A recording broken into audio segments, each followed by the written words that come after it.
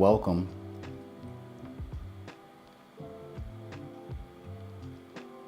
Welcome to another episode with the Lab Coat Astrologer, doing Big 3 astrology plus transits. Put your Big 3 in the comments. Now over here, you're only going to be able to hear me, but you'll be able to see me if you click the link in the bio. Let's do it. Why can't I hear the music?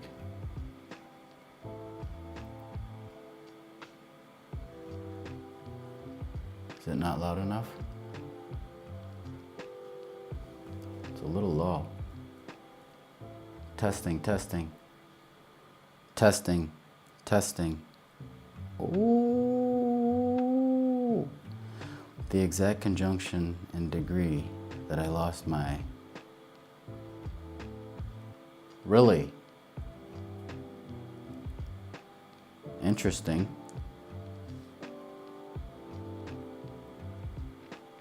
Interesting. Come on over. I'm over here now. Big 3 in the comments. Talking about the transits, talking about your Big 3 and the transits. This is an astrological chart of the current moment. Gemini is rising right now, the sign of communication. Are there any Geminis in his house? The communicator, the intelligent, the intellect.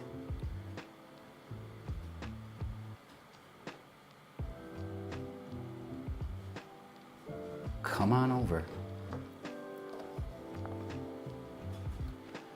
Come on over.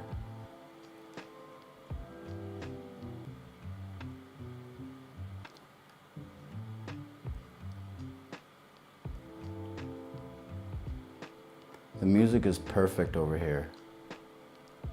I like how it's a nice even blend. It's a nice even blend with my voice and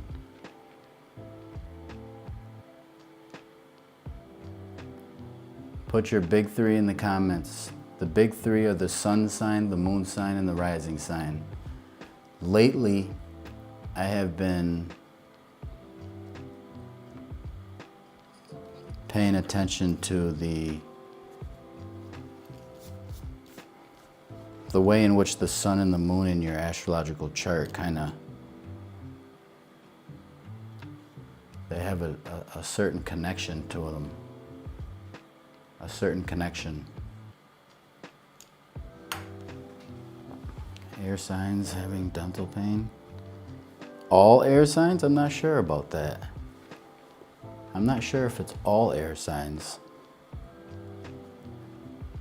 Aries sun, Scorpio moon.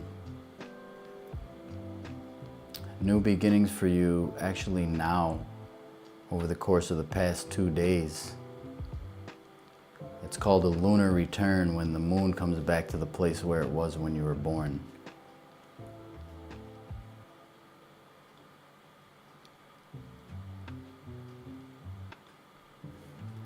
Come on over, you'll be able to see me put it on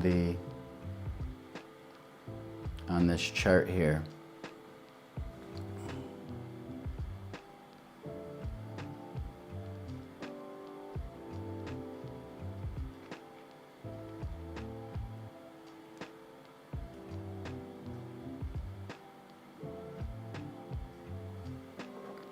Boom, bam, pop.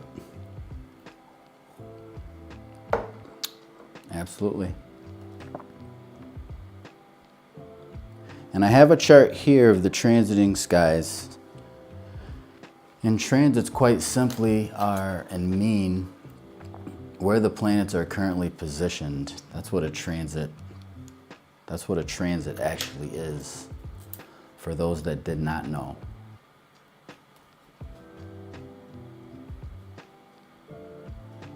Let's go. Welcome. How are you? Big 3 in the comments. You got it. You figured it out. Big bells in the chat for you. Taurus Sun, Virgo Rising, and Capricorn Moon. Okay, let's do it.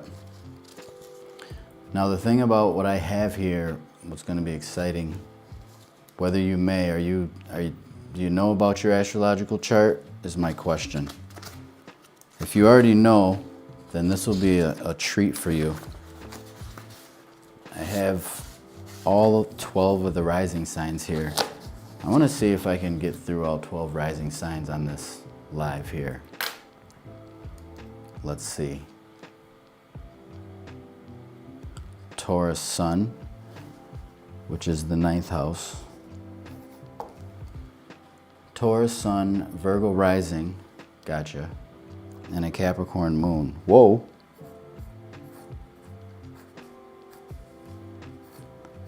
Do you see what this is right here?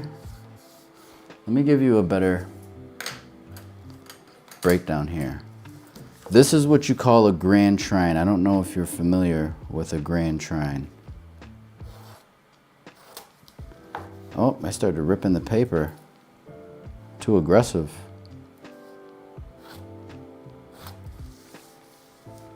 This is a grand trine when you have planets in all three of the same element, which I call them families. I call them families, but Virgo is an earth sign. Well, let me get you. Capricorn is an earth sign. Taurus is an earth sign. So it creates this triangular, or there's this triangular connection between. And what it means is it's a good thing. It's a good thing for the earth element, for your practical nature, work and structure, discipline, and getting to the bag. Taurus is getting to the bag, quite simply. Worth and values. And what I was looking at is how the sun sign, we talk about the big three, the sun, the moon, and the rising sign. But it's interesting to see how the sun gives to the moon sign. I'm well, thank you for asking.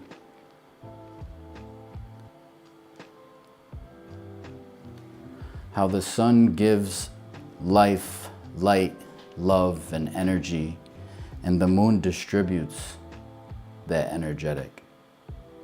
For example,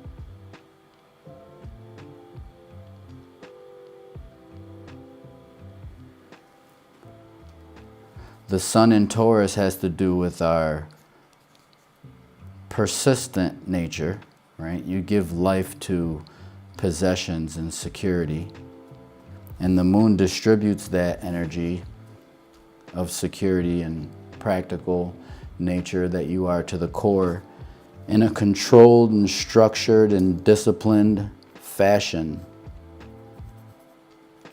This makes for someone who was responsible at an early age with this grand trine here. Health and hygiene is of extreme importance. So another thing that this means for you is that whenever there are planets in these three zodiac signs, it kind of adds to your character, your emotional state, and your personality.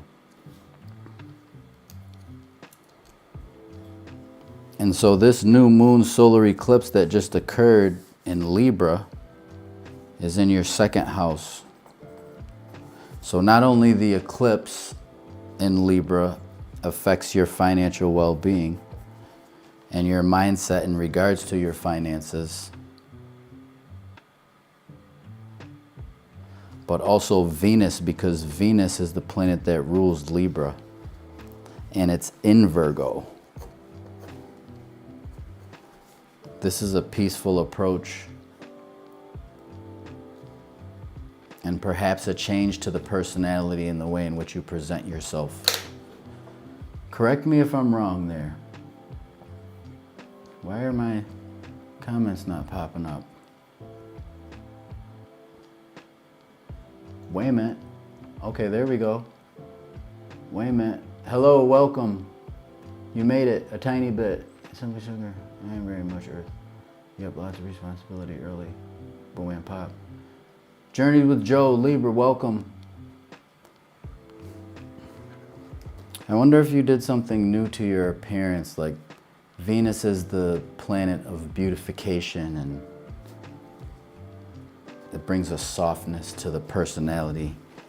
The first house talks and speaks to the self and the personal approach. What others see, they see a new beauty product or something, or shampoo or something, or a haircut. Hot wings. There it is.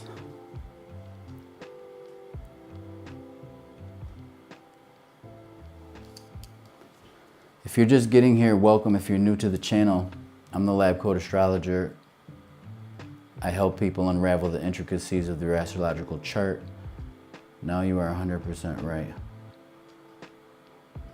Thank you. Yes, congratulations on that. That is a go-getter. I wonder how long it has taken you for that, when that started. It would be interesting to see when you started that, because it would fall in a certain place in the astrological chart that date. Not for nothing.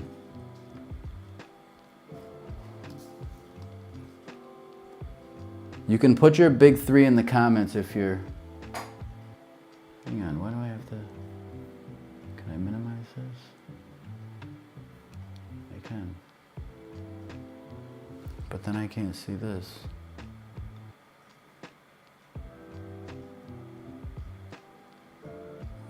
You can put your big 3 in the comments.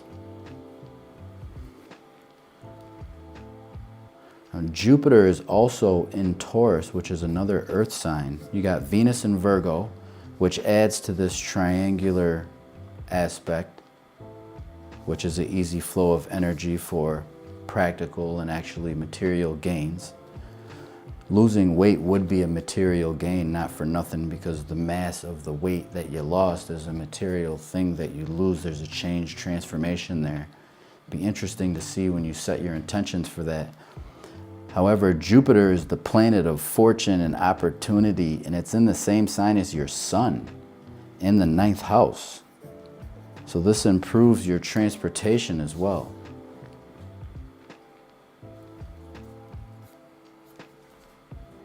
We have Uranus in Taurus as well, which brings a little unconventionality to your approach to philosophy and schooling and learning, perhaps setting sights on learning more about technology and the usage and how to utilize it for your benefit, especially when it comes to travel. As well as Pluto in Capricorn. Over the past 20 years, depending on when Pluto aligned with your moon in Capricorn, there was a big transformation and change to your emotions and your sense of security in love as well as with children. But that's a long transit. That's a long time, 20 years. I'm doing big 3 astrology over here. I'm doing big 3 astrology over here. You're more than welcome to come over. So I want to add in, before I go to the next individual, Melissa, welcome. Soleil, how are you? I'm taking a few courses in AI. Congratulations. So I want to add this in here real quick. The zodiac sign Libra, where the sun currently is, and this new moon that occurred in your 2nd house is big for you valuing yourself and placing value on yourself. Leading up to this full moon in Taurus that we're getting ready to have, you know, highlights a graduation, or it highlights an accomplishment in regards to a certain rhythm when it comes to your schooling as well. And because Venus is the ruler of Libra and Venus is the ruler of Taurus, it makes Taurus in your astrological chart to be a highlight and a significator for things to come over the course of the next 2 weeks.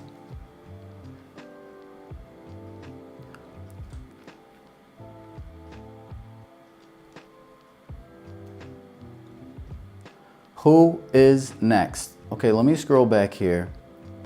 Simply Sugar, thank you. I appreciate you for sharing. You're more than welcome to. Melissa, you're next. Aries rising. I plan on getting to everybody. Thank you for your patience. I'm going in order of the comments. If you have questions, you can also ask questions. I'm multitasking over here on the 1s and 2s. Here is Aries rising. You're an Aries sun, Aquarius moon, Aries rising, I assume. Is that correct? The order is usually sun, moon, rising sign. Sun, moon, rising sign.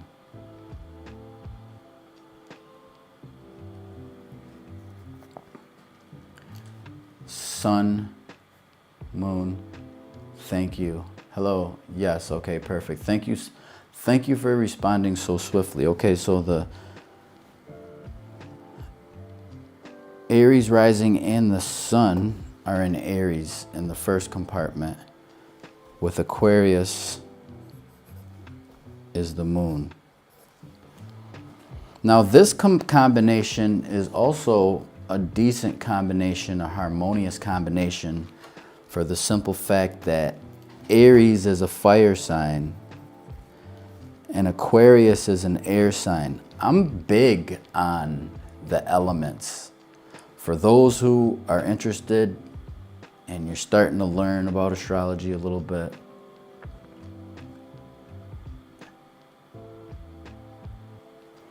knowing about the elements and that fire and air are compatible with each other is huge.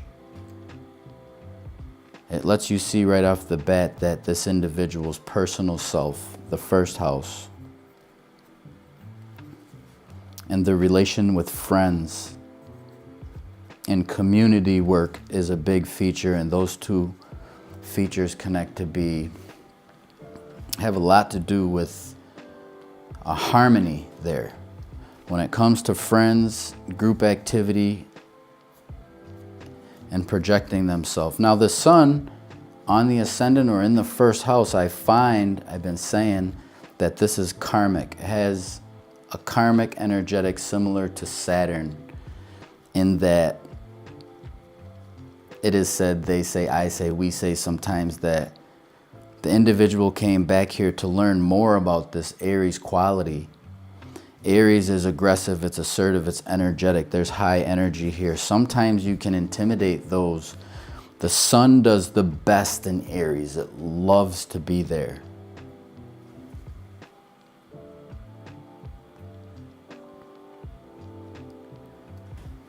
Not intentionally, but because you're so vibrant in essence.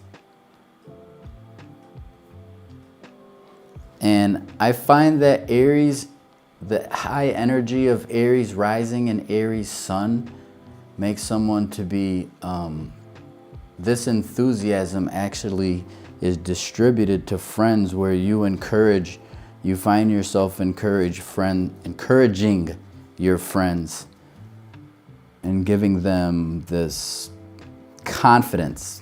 I call it putting a battery in the back of somebody. Tanya, hello, welcome. You're on the list.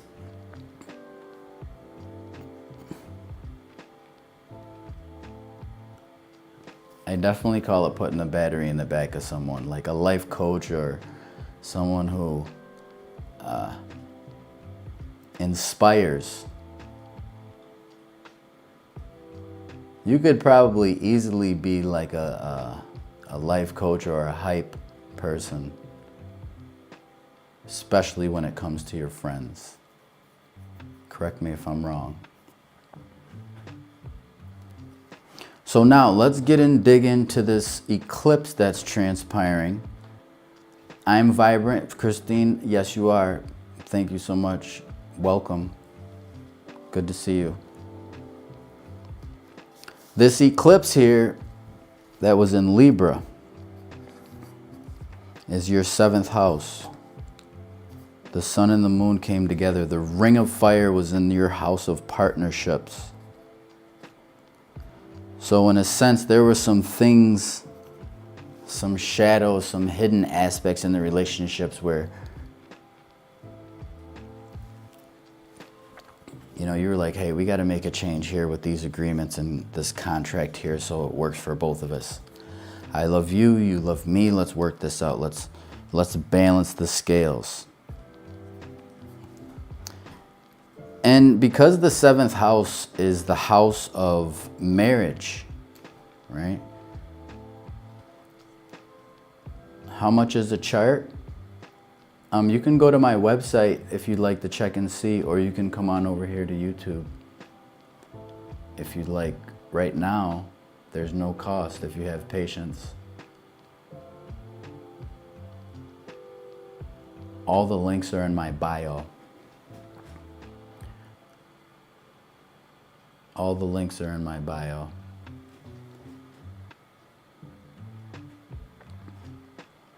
Okay, so this solar eclipse brings a highlight to partnerships. And this is both intimate, personal, as well as business. It's a contracts, it's agreements.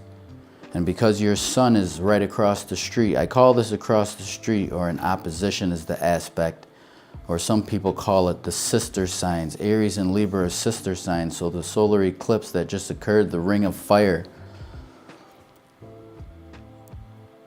it opposed your sun sign, which has a lot to do with your core being and your core self and how you express yourself to others and your energy and balancing your energy in agreements and contracts with others. Correct me if I'm wrong. Now, because Venus is the planet that rules Libra, I've been talking about this mutual reception between Virgo and Libra. Because Venus is currently in Virgo right now, which is your 6th house, which is the house of health. Now, you may not be used to taking your time and considering others. Not saying that you never do, but because Aries is self first,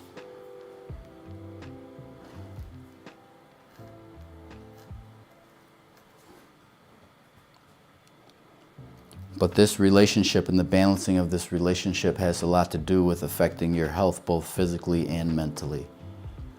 Boom, bam, pop.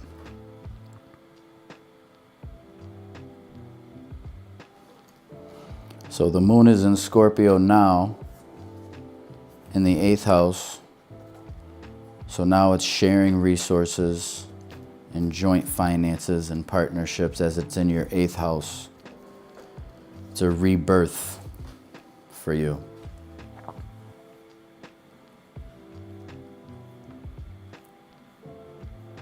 All right, let's go to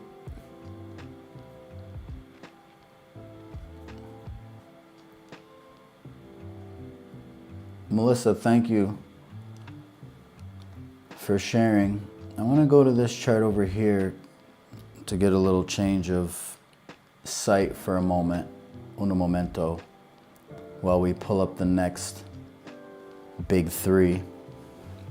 We've done 2 of the 12 zodiac rising signs. Thank you for your patience. Let me see who's next.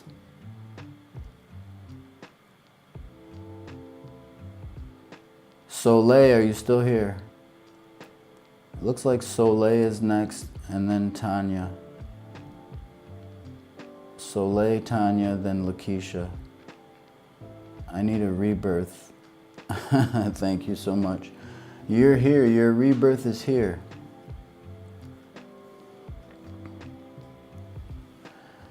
Double tap for like, share the live if you're staying over here. If you're enjoying just listening and you got me as like a what do you call it, a podcast. Perhaps you can visualize your chart as I'm going through some of these analyses.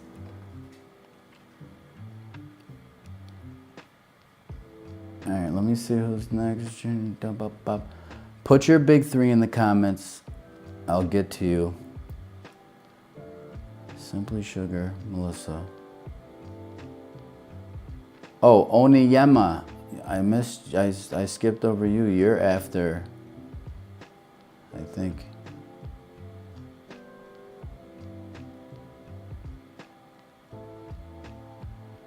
Oniyama, Pisces rising. Are you here?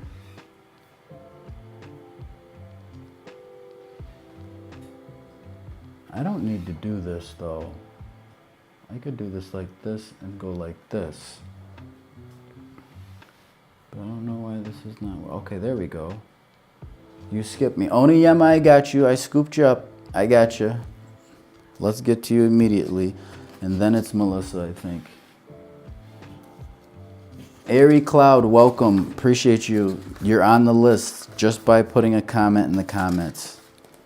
If you're into astrology, you come to the perfect place. I got 12 rising signs here on paper.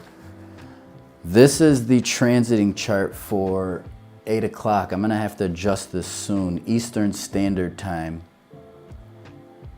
I'm incorporating your big three with a little bit of the transits, and I'm toggling between this chart here from astro.com, and I'm putting it on paper here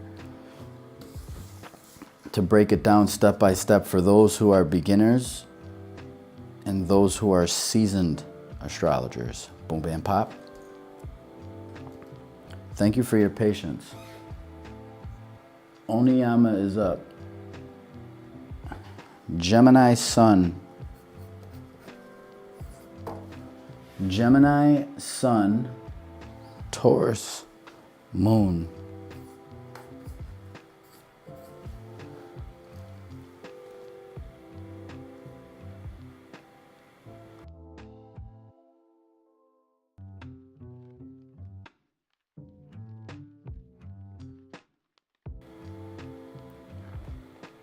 That's perfect. I can actually mute it when I clear my voice even. That's perfect, bro. Give it up for Lab Coat. Let's go. All right, so this combination here, we have the Sun, Gemini, Moon, Taurus, and the rising sign, Pisces. Pisces is sensitive, compassionate, and sensitive, and caring, and empathic, and a visionary, and the such. So this is where the Sun and Gemini, all the thoughts and the ideas come out in an empathic way. When it comes to your sense of security and the way that you communicate, it comes out in a sensitive way. You were born just before a new moon in Gemini. The Sun is located in the 4th house, so this makes for a domestic individual, or the comforts of the home, the family, and the brothers and sisters to be a significant feature for you to be promised in your life per the astrological chart, because the Sun and the Moon are exchanging this relationship back and forth between Taurus and Gemini. Taurus is the finances, the bag. Ching! I need a cha-ching sound. And communication. Communication in the family about finances and values and security and the such. That's a general analysis of the Sun and the Moon there. Now let's incorporate this big ring of fire that just occurred in Libra in your 8th house.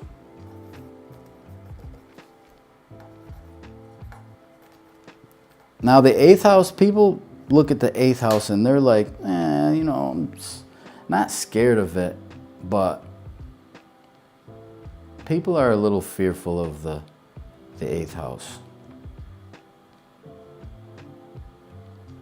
But whenever you feel like you're going to be, or you have this energetic or this nervousness of the 8th house, I want you to think of the phoenix bird. that rises out of the ashes. You know, the process of transformation is the 8th house, similar to a caterpillar to a monarch butterfly.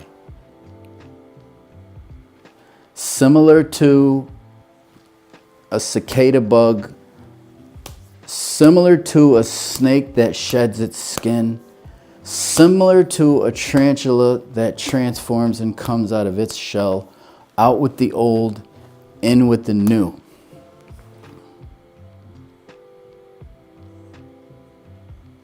Similar and synonymous with the shared resources and intimacy. The shedding of skin and intimacy are connected in their 8th house-ish things, which is where the sun and the moon came together, which makes a theme for you there. And the partner's finances. It becomes the 8th house and the 2nd house, which is a polarity that's significant, especially when it comes to this ring of fire. How you value yourself and how you value others, and finding balance between the two. A lot of people are scared of the 8th house. I get it. Someone put YouTube in the comments so I can tag it, pin it.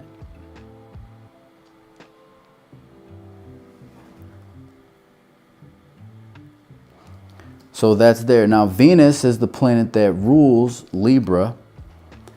And so we look to see where Venus is located. This is planetary rulership. I haven't done a video on planetary rulership yet. Coming to a theater near you. Venus is in Virgo in your 7th house. So this looks like I said, this mutual reception between Libra and Virgo. Mercury is located in Libra, which is ruled by Venus. And Venus is in Virgo, which is ruled by Mercury.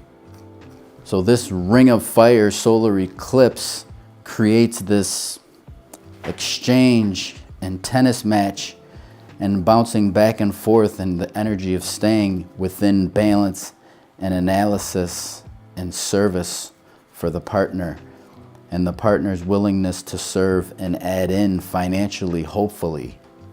Boom, bam, pop.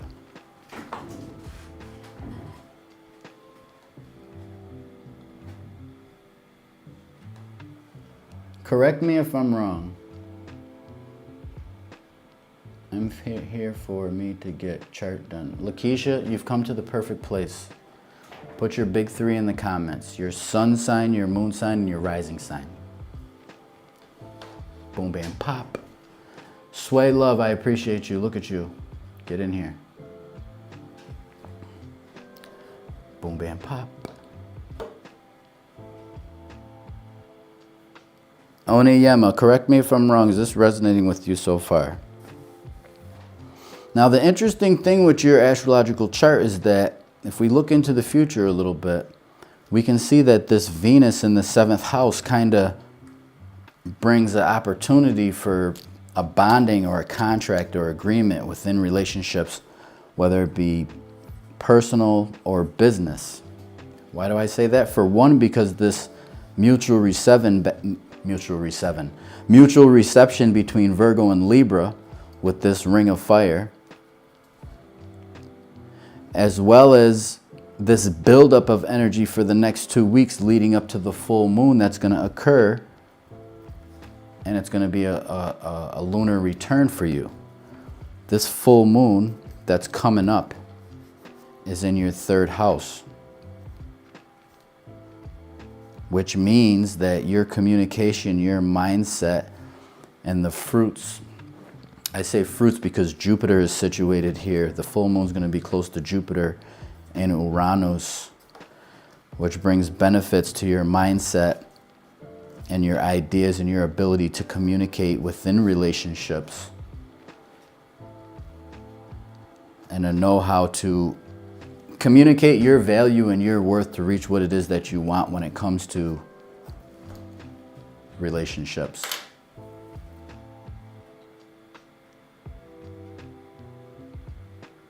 There's growth there.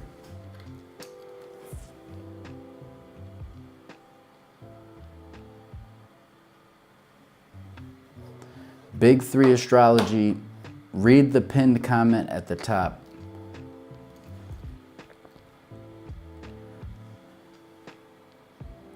You good? I'm great.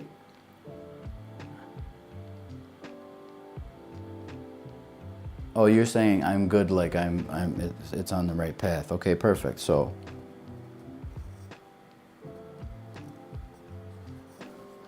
that's your astrological chart in a nutshell.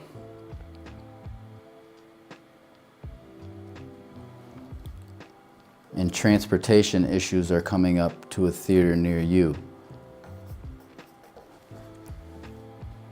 The integration in partnerships and relationships ever since last month, even the new moon in Virgo.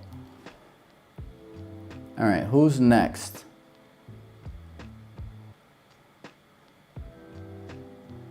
I want to let each and every one of you know, first of all, thank you for tapping in.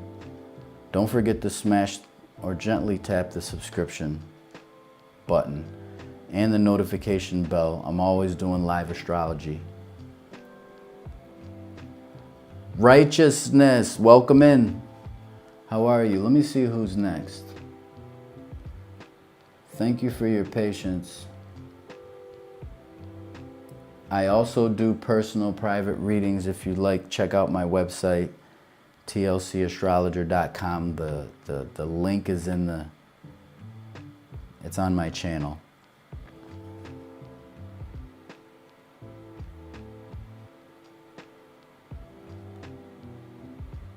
Oniyama, we got you. Melissa. Soleil. Is Soleil still here? Welcome in. Righteousness. I appreciate that comment. We got, who do we have yet? Soleil. Subscribe. Ding. Thank you for the subscription. Appreciate you. Put your big 3 in the comments.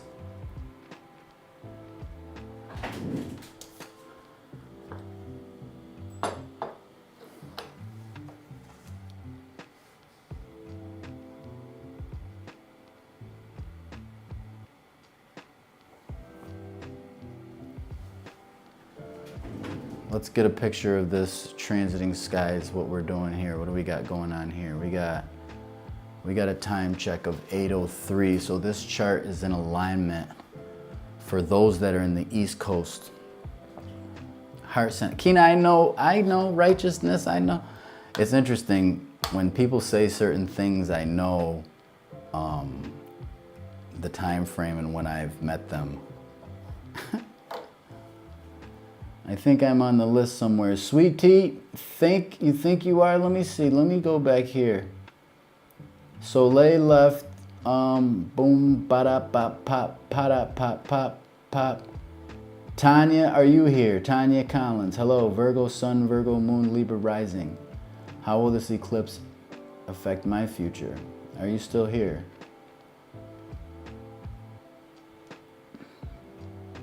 I am when it comes to loved ones. Huge cheerleader. Best mechanical pop pop pop pop pop. Lashika, are you still here? Who's still here? Sweet Tea, if you're here, put your big 3 in there. I don't see your big 3 in there. I don't see your big 3. Maybe I skipped it. Put it in there again. Who's here that I have not done? You're Tanya? Oh, you're in here with 2 accounts. Okay.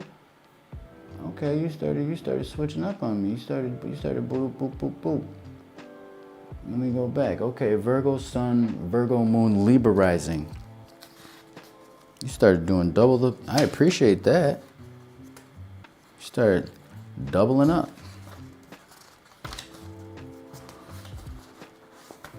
Okay, let's find you here. Let's see where you are. Okay, we got you here. Sun and Moon in Virgo?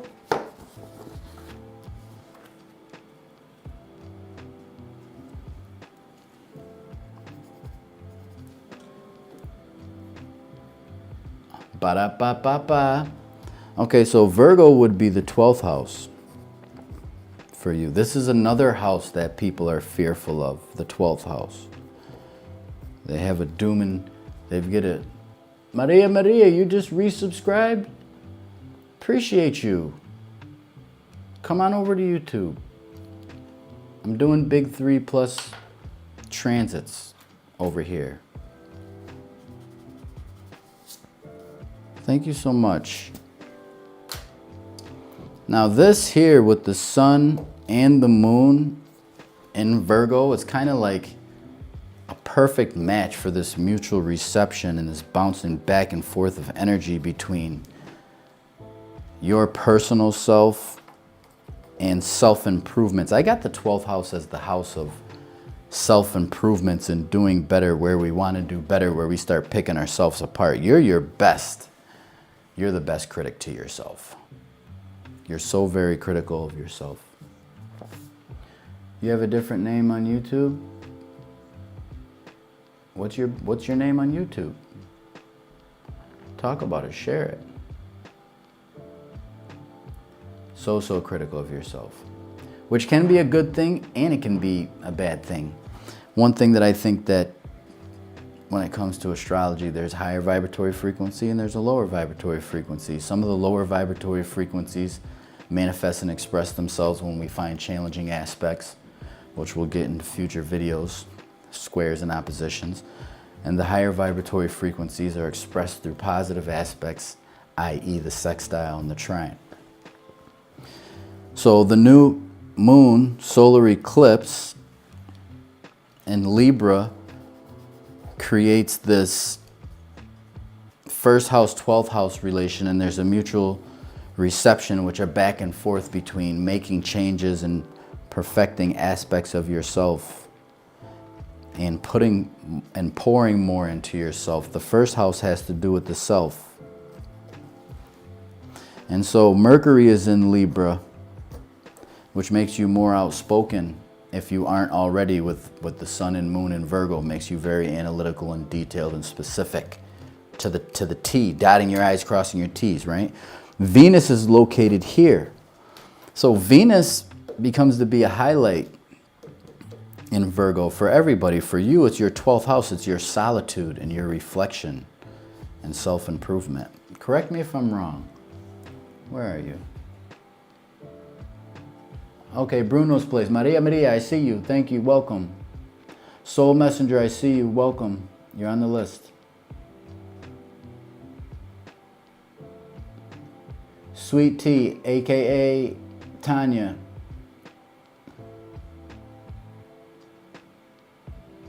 Are you with me?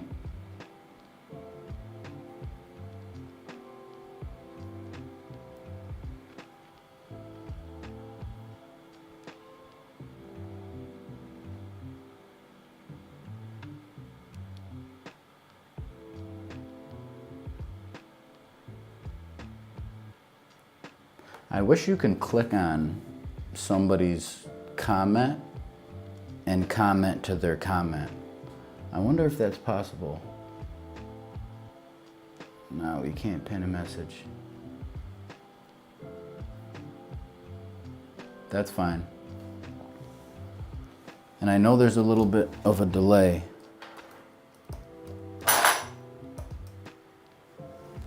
I love it when people let me verbalize how I feel.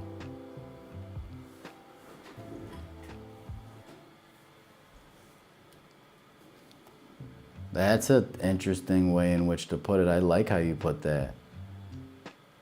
You love it when people let you verbalize how you feel. There's a little bit of self-improvement there too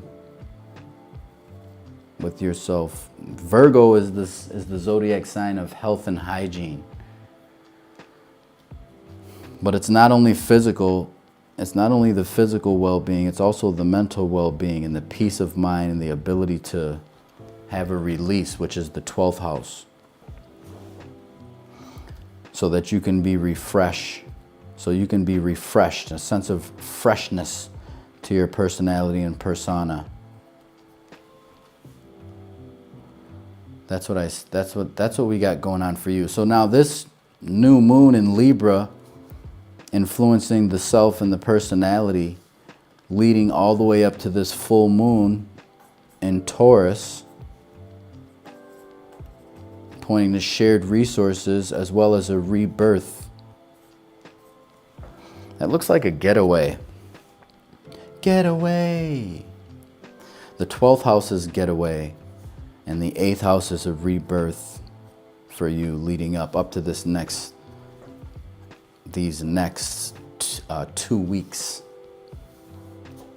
So Venus in your astrological chart, we're not going to get into your natal Venus, but Venus in your chart is significant with this solar eclipse in Libra. This eclipse season for everybody, your Venus, your natal Venus, plus your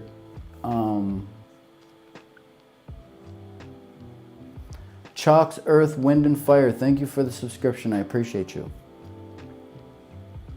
If you're enjoying the live, double tap for likes. You can stay over here if you like, or you can come over to YouTube. Or you can come over to YouTube if you want. It's your preference, your prerogative. Whatever you want to do on a Monday.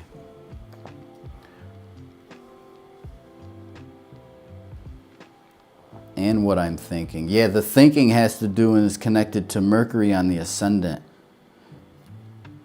And low key, you are most of the time low key and don't really express yourself too much. This Mercury in Libra, lately, the past week and a half, you've been apt to speak up a little more for yourself, and this solar eclipse actually is a marker for that. Not for nothing. Because the 12th house is secret and private, which you are, even though you're not a Pisces or a Scorpio. Believe it or not.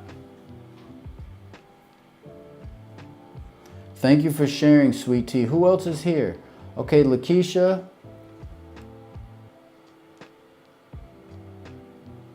I see Tanya. Oh, Lashika, excuse me. I didn't mean to mispronounce your name. Let me see if I have.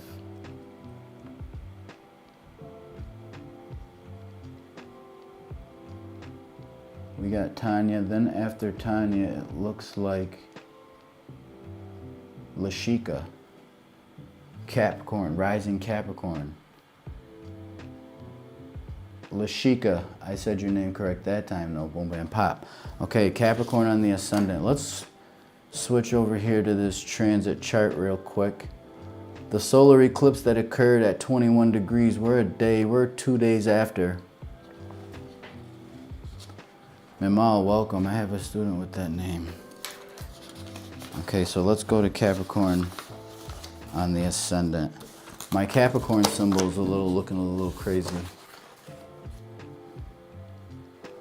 I want to try a different Capricorn symbol, being that I messed that up. Capricorn can be strict, can be serious. Let's make it just like this.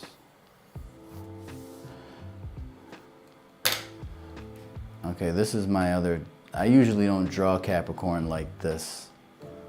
I usually don't draw Capricorn like this, but this is also the Capricorn. You see I went out of bounds on this one, but it's all good. Capricorn is serious. Controlling. I appreciate Capricorns, if you will, because of the disciplined nature. You had to grow up early at a young age. A lot of responsibilities were placed on you with Capricorn on the ascendant. Respect is Capricorn risings, and when it's in the first house. You also are a natural counselor. It is said, they say, I say, we say. And you have the sun and the moon in Scorpio. Whoa. So that is the 11th house. So you're promised to have circumstances and deep and transformative circumstances with your friends. There it is. Intense. Intense bonds with friends, through and by friends. With the new moon in Scorpio, or being born at the time of the new moon in Scorpio, that's pretty powerful. It's pretty powerful for your action and your feeling and your want for community. The need for community to come together in group activity and the such when it comes to collaborating and whatnot. Capricorn is an earth sign. Scorpio is a water sign. So those two elements work together, which means that the sun and the moon's placement in your chart when you're born complement your personality, is what that means.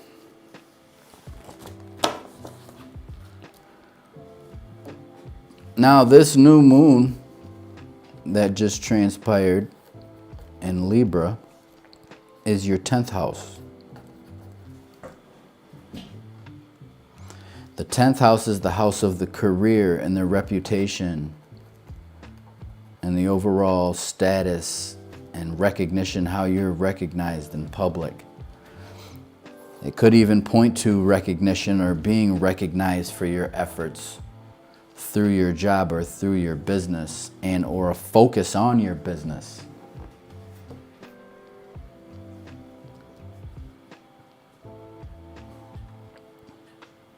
Now, Venus is the planet that rules Libra, so there's contracts and agreements. Now, the Ring of Fire, the solar eclipse, in ancient tradition, it is said that the solar eclipse, or any eclipse for that matter, has kind of a negative influence to it. And that negative influence can be attached to the shadow, and the shadow creating a darkness. Whenever you hear of a darkness or a shadow,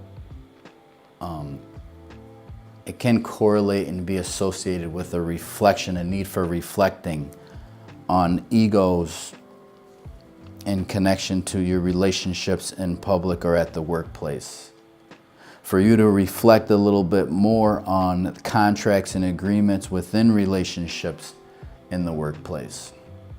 Now, Venus is the planet that rules Libra, and during this Ring of Fire solar eclipse, it was in Virgo, and it's still in Virgo by transit, which is your 9th house. So learning, 9th house is learning about some of the details and the specifics about relationships and how to apply what it is that you learned in relationships from either school or just your own self-taught knowledge and information. Correct me if I'm wrong.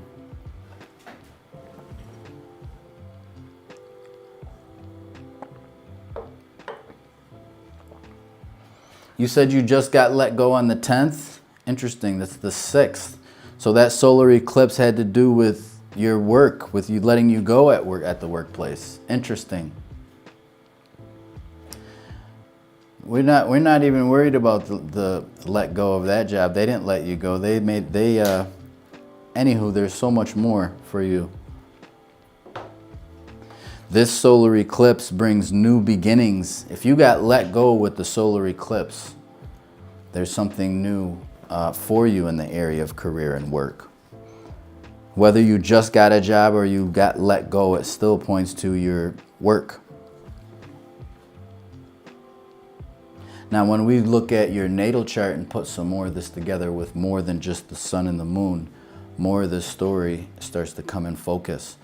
But with this solar eclipse in Libra, creating this mutual reception and this bouncing back and forth, perhaps it's a schooling, because Venus is such a highlight, right? This might be an opportunity and a time for you to pick up and absorb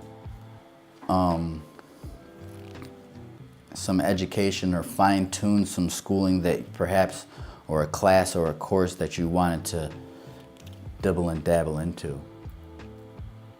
Hey, how are you? Welcome. Doing Big 3 Astrology plus transits, talking about the Ring of Fire solar eclipse over here. You're more than welcome to come over here if you want. Boom, bam, pop. How many you doing? Dream driven? I'm just doing charts. I don't have no limit right now. I'm just hanging out. I'm having fun. I'm loving it here. If you're enjoying the live, don't forget to gently tap the subscription button. Don't hurt your fingers. Boom, bam, pop. Subscribe if you're into astrology. You come to the perfect place. Always doing live astrology tap the notification bell at the top so you don't ever miss the lab coat whenever you wanted to have a astrological powwow with the lab coat. You can also ask questions whether it's your turn or not. Don't feel that you can't make a comment in the chat. Lashika, Boom Bam Pop, appreciate you. I wonder if you're gonna take this and venture into a course or learning something new. Keep me posted. I'm curious. In the future, if you come back, you know what I mean? Don't hesitate to be like, yo, what you said the other day, you know, that it didn't work out. You know, this is over the course of 2 weeks leading up to this full moon in Taurus, which is your 5th house, not for nothing. So these 2 weeks, career and creativity and your talents start popping out. This is a climax point, Taurus in your 5th house. So tap into your creativity and your talents, your business acumen, if you will. Where's the notification at the top? I'm blind. It's on the profile page over here on TikTok, and on YouTube, it's on the profile page. All right, who is next? Thank you for your patience. I'm working on pushing mute when I clear my throat like that. I don't like that for anybody's ears. I'm working on it. Each live is gonna get better. All right, we did Lashika. It looks like Soul Messenger is next after Lashika. Thank you again for participating. Bruno's place is after Soul Messenger, it looks like. Soul Messenger, are you still here? Are you here? B Sapphire, me. Bree, did I skip you? No, I didn't skip you. You're down the list a little bit. I'm going in order. I see you. I see you, Bree. B, I mean. Ari Cloud. Did I skip you? Maybe I did skip you. Hang on.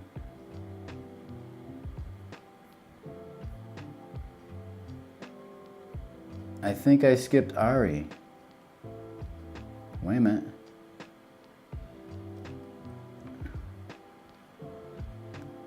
Let me start from the beginning. I also want to take this time out to share with everyone that I also have an Instagram. I said in the last live that I was going to do the list in Instagram so I didn't have to go back in order. And the Instagram is the letter T, Labcoat 7.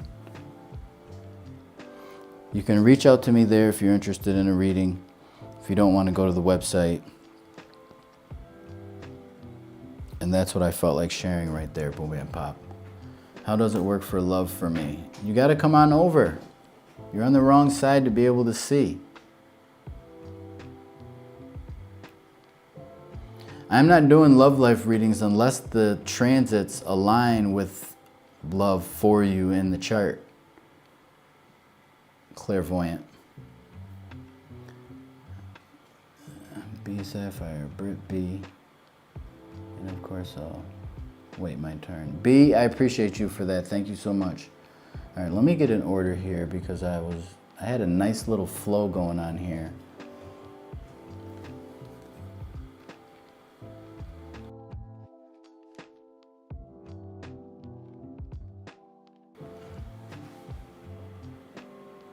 All right, I did Tanya.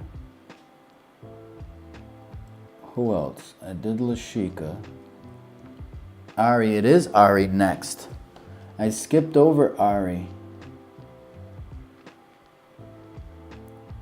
Aries rising.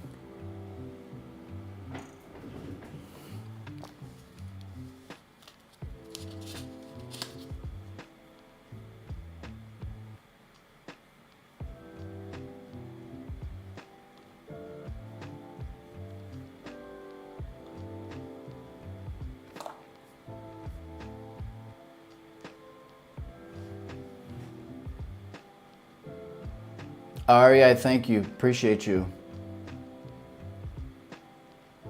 It looks like you're next on the list.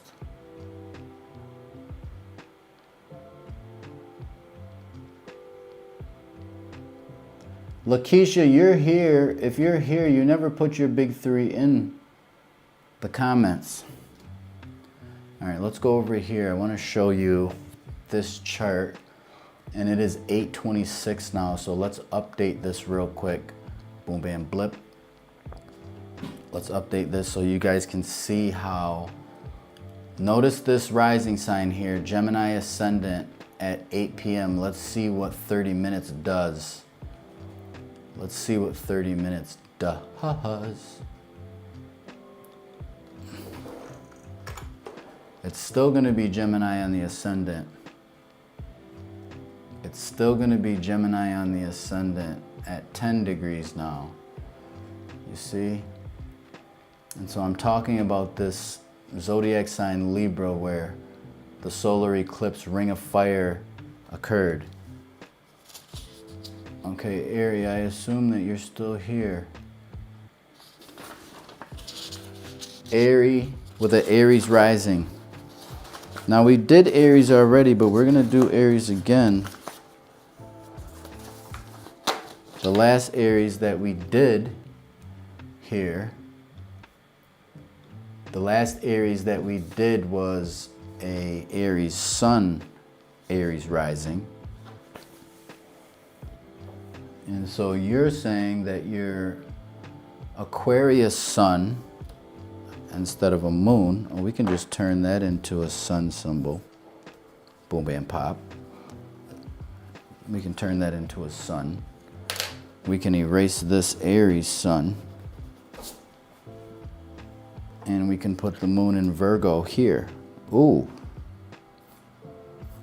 Now this looks like some opportunities for work. So the solar eclipse occurred in your 7th house, which is the house of relationships, which is the 7th house, contracts. Whether they be in writing through the courts or verbal agreements, and or even contracts that you agree with yourself. It looks like Aquarius, the Aquarius sun, you shine when it comes to group activity and friendships and associates, somewhat of a counselor. With Aries on the ascendant, makes you assertive, makes you a leader, one who inspires. One who inspires.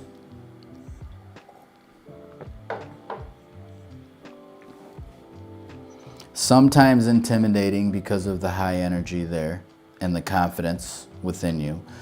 Aries is a fire, Aquarius is an air sign, so the sun and the rising sign complement each other. The moon in Virgo in the 6th house, this looks like a taking care of the mother or the grandmother and the service. You're very caring for others in regards to their health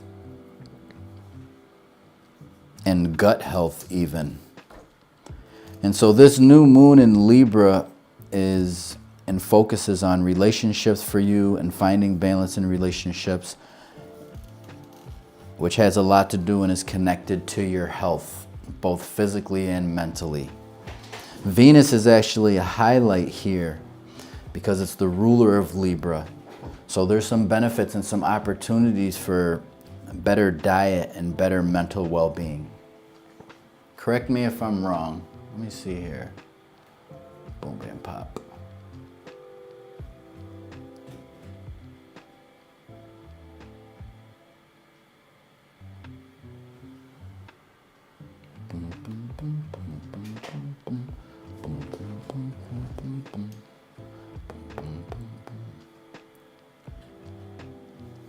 So that's pretty huge for you. And not for nothing, this solar eclipse here in the 7th house trines your natal sun in Aquarius in the 11th house. So this could even point to new relationships that are formed in agreements within networking objectives and long-term goals.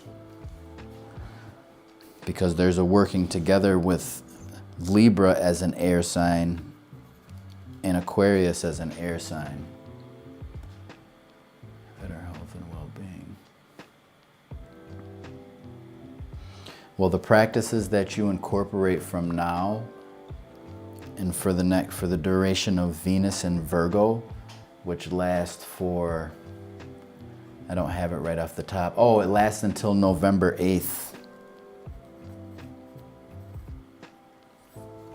Prove to be very satisfying, or the ability to obtain and reach your goals with the health.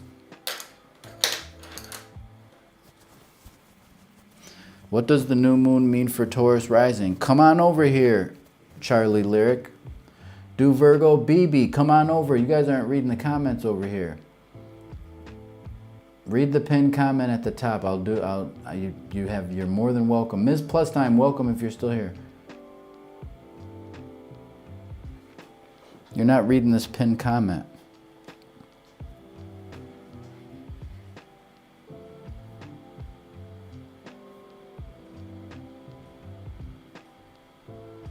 Yeah, this Venus in Virgo is a highlight and is one of the positive aspects to this Ring of Fire solar eclipse that occurred in Libra. This is also making a stand in relationships and not being such a people pleaser in relationships and putting your foot down a little bit more. You know, it creates this axis of self and relationships, not only intimate and, you know, boyfriend, girlfriend type thing, but personal relationships in whole. And I say that because the eclipse opposes your first house. The north node is in Aries and the south node is in Libra, right? So there's a working on mastering and you're in finding, mastering balance in relationships, you know, equilibrium where you care about the well-being of others, which is not a problem, but not to a point where it's more than you pouring into yourself. Because in essence, if you're not taking care of yourself, how can you care about the well-being of others if you're not in good health?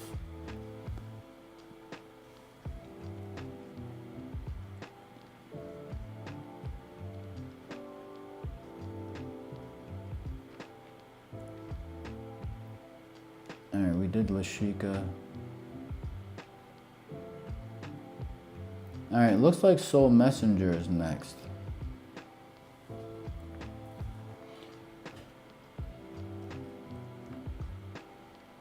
It looks like Soul Messenger is next. Someone pointed out today that I take care of everyone. Perhaps that's something that you can slowly start to look at and reflect upon with yourself. There's nothing wrong with it.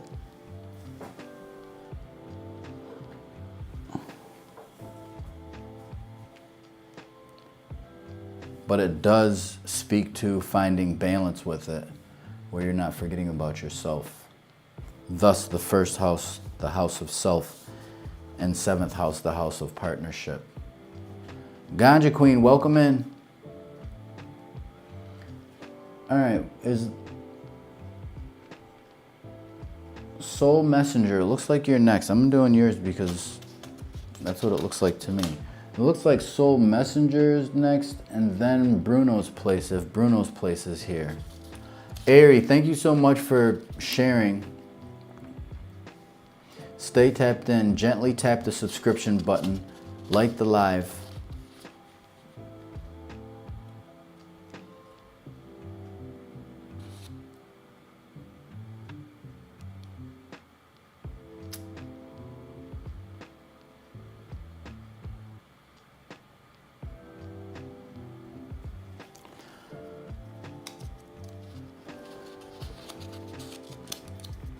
You said I confirmed all I'm working on in life right now. According to the solar eclipse, yes. Bruno's place, you're here. Welcome. Okay, so I'm going to do yours because you're... Maybe Soul Messenger left, unless she's busy with her hands tied.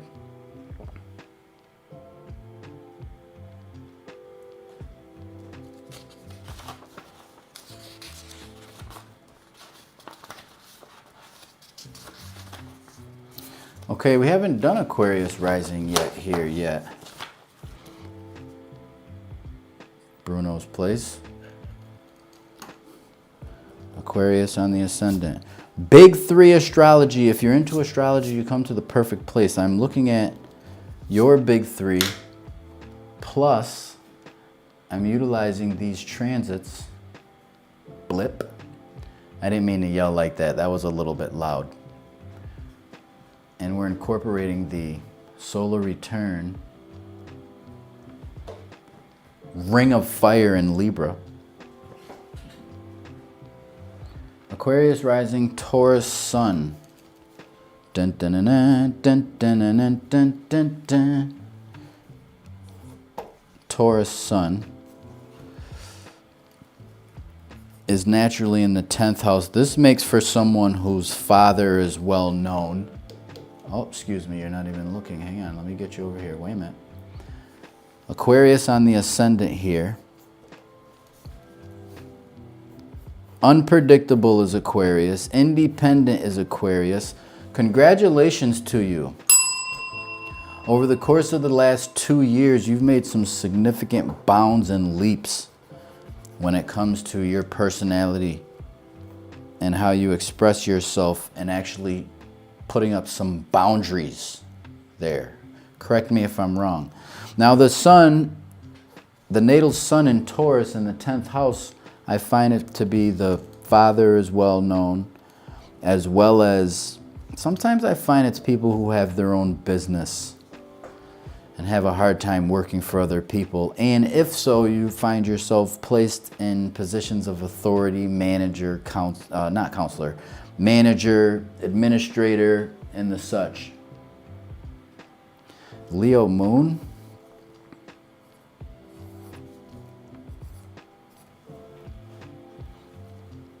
Leo moon in the 7th house. You want your partner to be able to cook for you. It also makes for the bond with the mother to be pretty close, or the mother to care about who you're with, when you're going to get married, and all in your relationship business through the course of your life.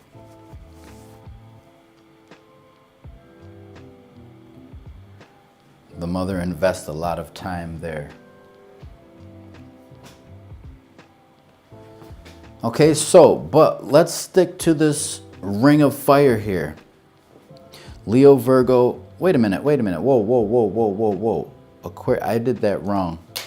This is wrong. And that's what I like about myself, that I make mistakes. Whoa. Especially when you do charts by hand, which is one of the reasons that I encourage it, because of what I just did here. Because Taurus, if Aquarius is in the first place, Pisces would be the second, Aries would be the third, and Taurus would be the fourth. So maybe it doesn't make the father as well known. It may make the father a nurturing, or the nurturing parent, possibly. And it makes for your living conditions, for you to care so much about your living conditions. And the comforts and the security, a nice home, right? Boom, bam, pop. Interesting too, because Jupiter, for all you Taurus, sun, moon, and risings, with Jupiter and Taurus, because Jupiter is transiting your 4th house, brings benefits and increase in fortune and improvements to the living conditions. Although it's a little different from what you're used to, there's still benefits there, and that's Jupiter and Uranus. But let's get to this ring of fire. That's where I seen my mistake, because Libra is here, and I was like, how is Libra close to Taurus? It's not. But the ring of fire happened in your 9th house, which happens to be the house in the compartment in the area of life that speaks to schooling and higher education.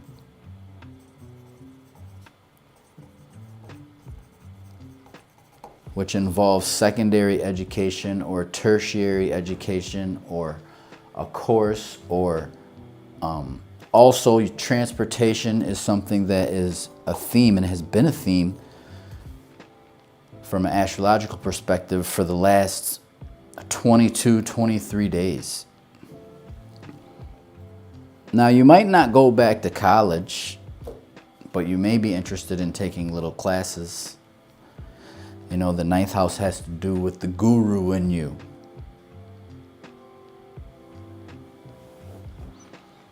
Now, because Venus is the planet that rules Libra, we locate Venus because it adds a little bit more to this story with this education, travel, and transportation, where the solar eclipse was. So Venus is in the 8th house, which becomes a sweet spot.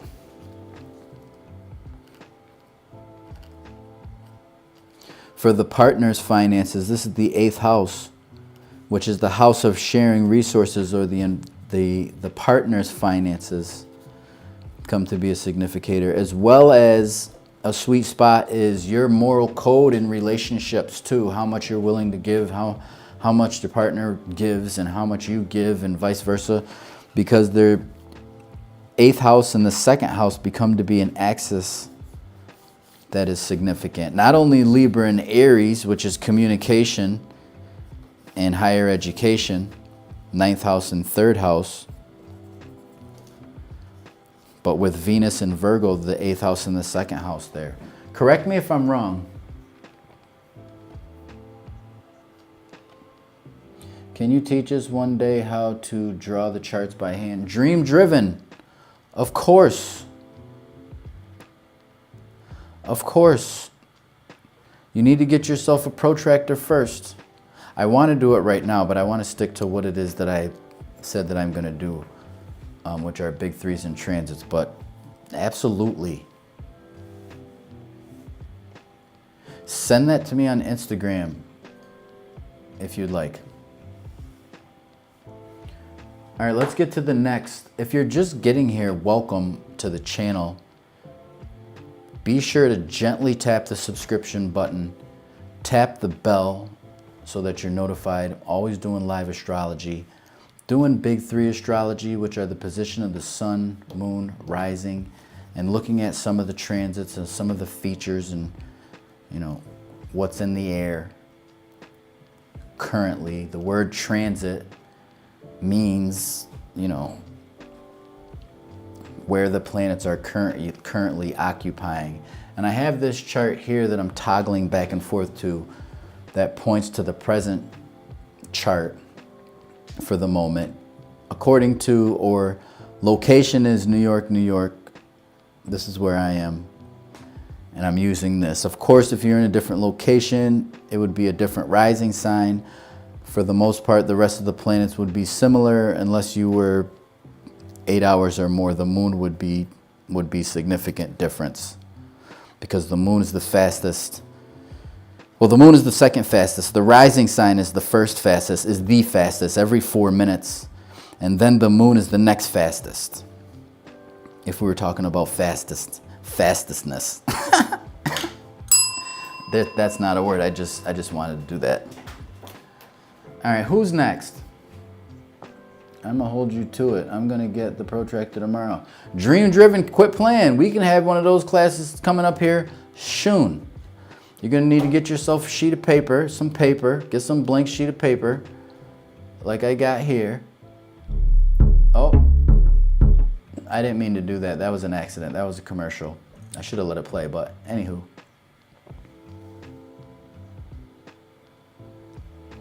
All right, who is next?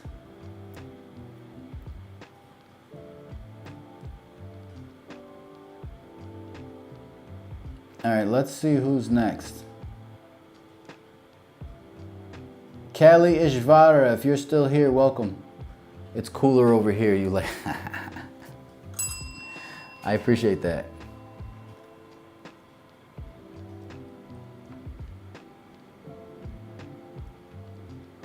All right, let's see who is next. It looks like Soul Messenger left. It looks like, is that Soul Messenger who was in there? Let me see. Okay, yeah, Soul Messenger is next. Okay, boom, bam, pop. And then B Sapphire after Soul Messenger is what it looks like. Aram, welcome. Thank you for your patience first. There's a couple people ahead of you, but we will get to you as long as you got your Soul Messenger. Yes, you are here. I see you. I'm putting you in here now.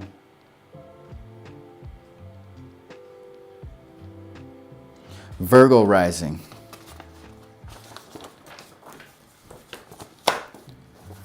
This is what we got here for you. Now, we already had done Virgo rising.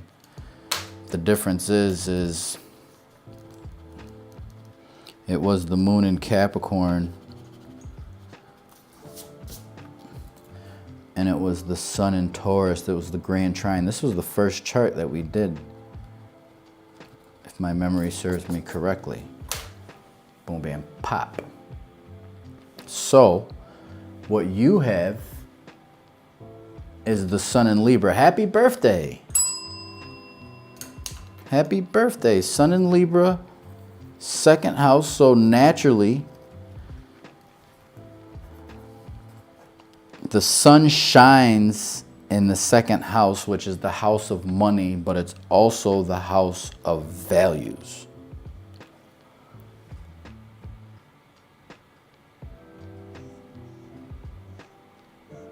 And the moon is in Pisces in the seventh house. You have the moon in Pisces in the seventh house with the sun in Libra. So the sun in Libra gives off this want and care for the partner. It's so important to you to buy things for and have the partner feel important. You pour so much into that. Now that's one testimony. A secondary testimony is Pisces in the seventh house. And it doesn't necessarily have to be material things, but to speak it, because Libra is an air sign. It deals with the intellectual pursuits, right? You've also been working on and thinking a little bit more on your daily spendings too with this Ring of Fire solar eclipse. You've been thinking about what it is that you place value on and if you should place value in it as much as you have been and whatnot.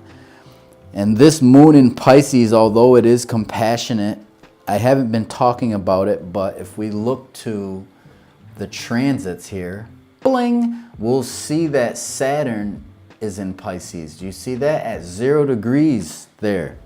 It's at 0 degrees, which means that Pisces over here in the seventh house has Saturn right here.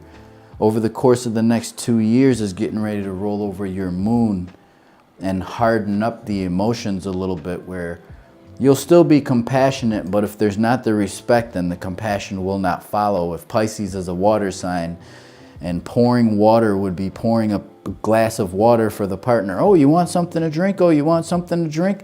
They might, hey, can I get something to drink? And there might not be any water to drip because you done took advantage, you done used up all my niceness, you took it for weakness, now you're done. So it hardens up the emotions. Whoa, I done damaged my pencil with that. I done put a little bit too much emotion into that thing there.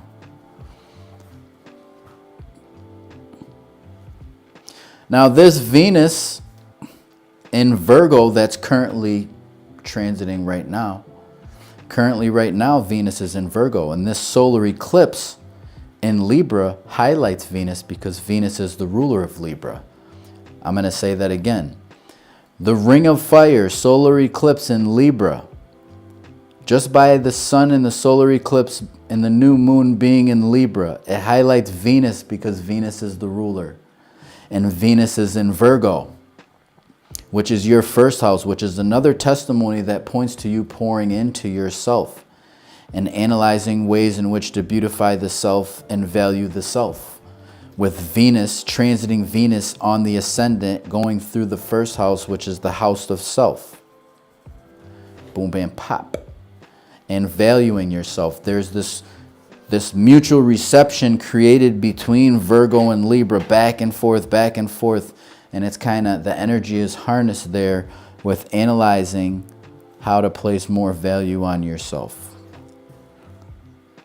Blip. And over the course of the next 2 weeks, this full moon in Taurus, rather, it looks like the highlight is some type of journey or trip or long distance something, or travel, even if it's you going somewhere further than you usually go. I don't know if it's a vacation or not, but with Jupiter in the 9th house, it does have an air of travel and learning. You got the moon in Pisces. I don't know what, oh, this is the full moon in Taurus. Correct me if I'm wrong. Let me see these comments here. I haven't been looking. Elena, doing lots of shadow work now. Beautify. Beautification, beautification, yes. You're done. I'm done. I've just begun. You're talking to me? Soul Messenger, I am this is your chart, yes. Virgo rising. Sun in Libra.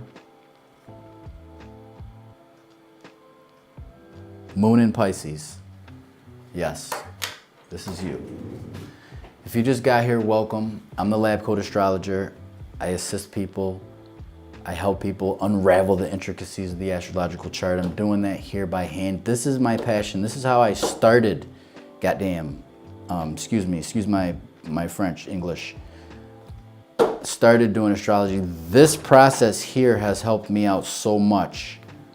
I can't even tell you how much. Well, I can tell you how much, but it might be a couple hours.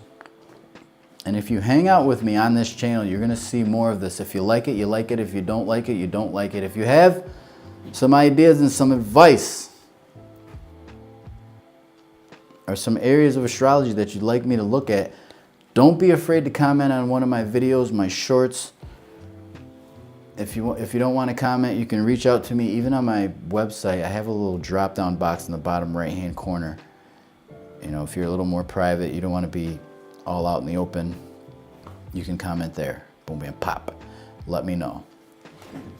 This is my mission here with my big three, is to share a perspective and a picture of astrology, to be able to put it together so you can apply it to your life and reach your higher purpose.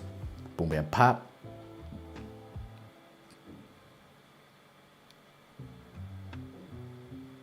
Can we get a bell in the comments if you're enjoying the live? I'm gonna set this off. Let me set it off. Let me set it off with a bell in the comments. Do we got a bell in the comments? Emoji, bell. Come on, bell me. Bell, we got it. It looks a little funky. It doesn't look like I'm used to it. It's a little off. The graphics are a little off. The graphics are a little off. That'll work though. Bell, bling. Boom, bam, pop. All right. Give this live a like. Ganja Queen, appreciate you. So seems like love is shaky. You said love is shaky? Well, we haven't gotten into love. We haven't gotten into love. And maybe perhaps the love is shaky because this is a time for you to pour more into yourself, Soul Messenger. Not saying that, you know, there's no need for love, because love is important. It's the glue. It's what holds this whole thing together. Right? But Saturn right here is one feature that points to respect in relationships. That's love. That's an aspect of love. And valuing yourself, that's also love. You got to love yourself before you can love, it is said. I'm not a counselor. I'm not a doctor by trade. I didn't go to school to be a doctor. So you're definitely going to want to consult a trained professional. However, from my experience, boom, bam, pop, you need to pour into yourself from an astrological perspective. There's this last Ring of Fire solar eclipse points to that. Saturn in the 7th house points to that. And when you're ready for a private reading and we look at your Venus has a lot to, or you can look at your natal Venus. Anybody can look at their natal Venus because it'll add into the story. Ginger, welcome. Thank you for the bell. Appreciate you. If you're enjoying the live, I encourage you to like the live. I'm currently over here. I'm by streaming. You're more than welcome to come over and put your big 3 in the comments. I'm doing big 3 plus transits. You just booked a reading with me? Let's go, Bruno! I can't check it right now. There's no way I can check it because I turned off the whatchamacallit. Let me see if you booked it for tonight. Wait a minute. I can check it.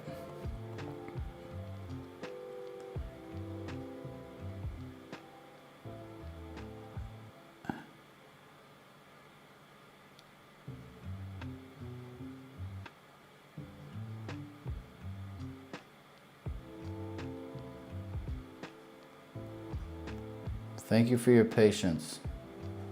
Big 3 plus transits. Okay, let me see this here. On Thursday. Let's go. Oh no, next week? It is next week, the 26th. Yes. Now, I'm glad that we're doing this here because I wanted to go over something with you because when I do, I didn't put this on my website yet. I'm working on it. But I do the readings now via Zoom. So it's not only me telling you, because I think that sometimes and in the readings that I've done in the past, like I can share the information with someone, which is cool, and it feels good in its confirmation. However, there's some people who like to see it and they know a little bit about the chart already. So if you want, we could do a Zoom. And the beautiful thing about it too, we'll talk about this, but if you want the recording and you want me to record it, we can also talk about that so you can have it so that you can also review over it. I think that that's important too, and we'll talk about that leading up to our session on Thursday.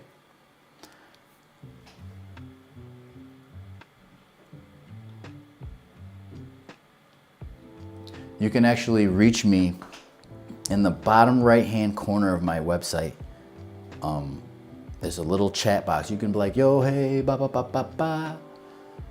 And the link that you want me to send the Zoom link to, and that you're interested in that. This is what I do. I've been doing this stuff for over 2 decades, and I want to share with you how to see a picture, a perspective. Thanks, thank you, I appreciate you. Okay, hang on, let me go back over here.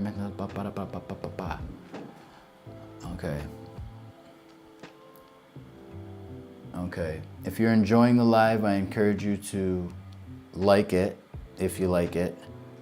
Gently tap the subscription button, don't hurt your fingers, and tap the bell for the notification. Who is next? Tara Stewart, welcome. How are you? Who is next? Just a psychic? I'm not a psychic. I'm an astrologer. All right, Soul Messenger was there. Ari, Ganja, thank you for the bells. Bruno's for the bells. Christine, B Sapphire. I think B Sapphire is next. You are here. Let me scroll on back here right quick. Boom, bam, pop. If you're just getting here, welcome. I'm doing Big 3 astrology, your Big 3, plus the transits, talking about this Ring of Fire a little bit here and some of the transits that pop out to me. Give you a little brief on what it is that I do. If you'd like a private reading via Zoom, I encourage you to visit the website, Boom Bam Blip. B Sapphire, I think you're next.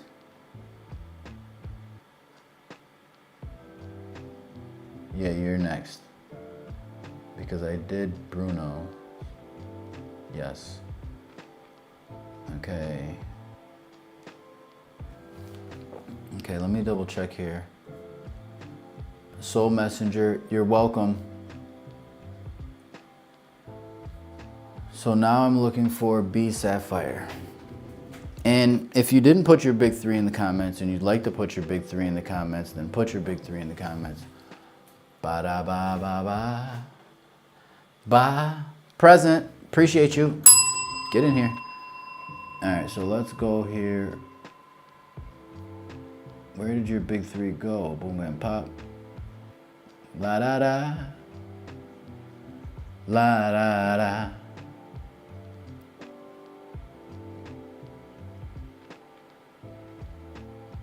I gotta find your. Okay, I think I got you. Ba da ba ba ba.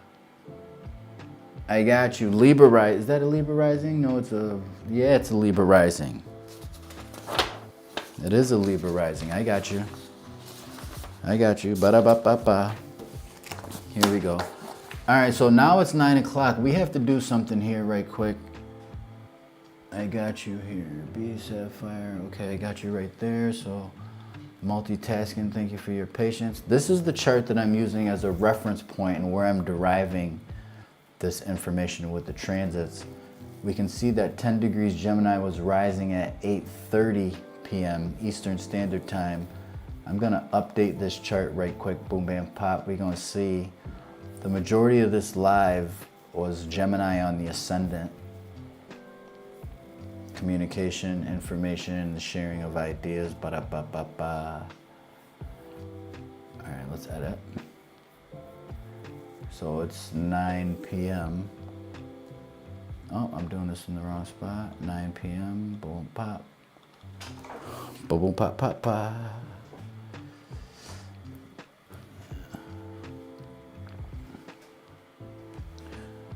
Ba-da-ba-ba-ba. Okay, so now it looks like 15 degrees.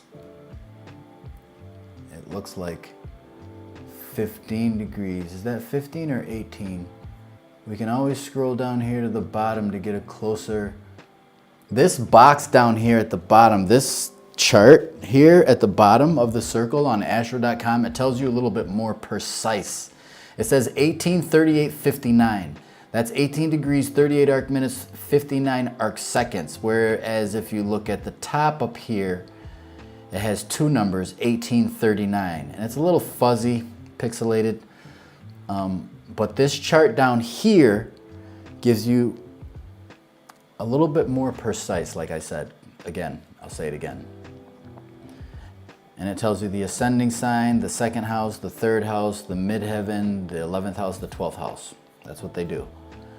And then it gives you the planets, ba-da-ba-ba-ba. And then over here to the right, it gives you a little pyramid scheme, ba-da-ba-ba-ba, which shows you aspects. And if you look a little closer, it shows you whether it's separating or it's applying, ba-da-ba-ba-ba. We'll get into that. We'll get into that in another video. For now, I just wanted to share that with you. Before I go too far, this chart here is a quick diagram to be able to see what element as well as the modalities in regards to the placement of the planets. Ba-da-ba-ba-ba. We'll get into that in another video. It's applicable. But this chart here is a transit, and for those that do not know, the transits are where the planets are currently placed, and I'm talking about that incorporating the Ring of Fire, solar eclipse that occurred in Libra, and some of the other transits, and incorporating them into your big 3. Okay, with that long commercial, B, thank you for your patience. And we have you here, Libra rising. This is one of the best ways in which to start making sense of your astrological chart. Boom, bam, blip. So your sun sign is Virgo. Okay, your sun is Virgo. I got two suns in here. Let's start afresh here for a second here. Hang on a second.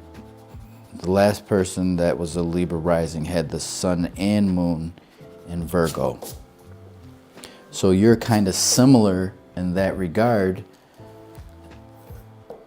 where you pour into spirituality. That sun and the moon in Virgo too. But anyway, moving forward, the sun in Virgo in the 12th house is so critical of the self. It's so critical. It's critical of the self. Why? Why do you say why? Because the 12th house is the house of the hidden and private and self-improvement house. And because Virgo has to do with details and specifics and analysis and details, you know, it can be a good thing, but sometimes it can go to extremes there for you to be a worrywart. Not only because of Virgo, but because it's in the 12th house. You have an Aquarius moon, in the 5th house.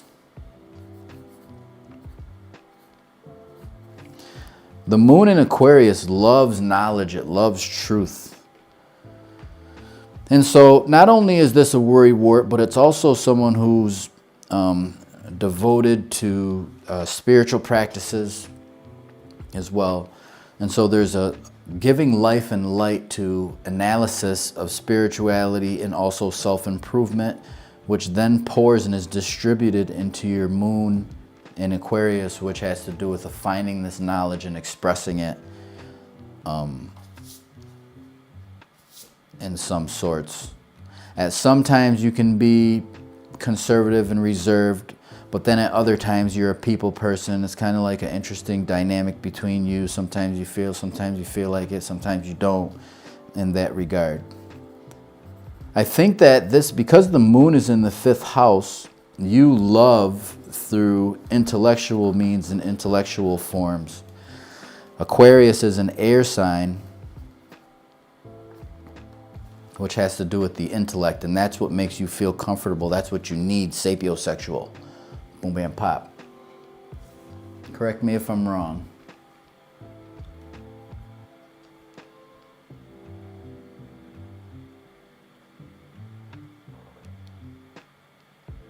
Sunshine Koi Koi, how are you? You found me. Yes, you did. Boom, bam, pop.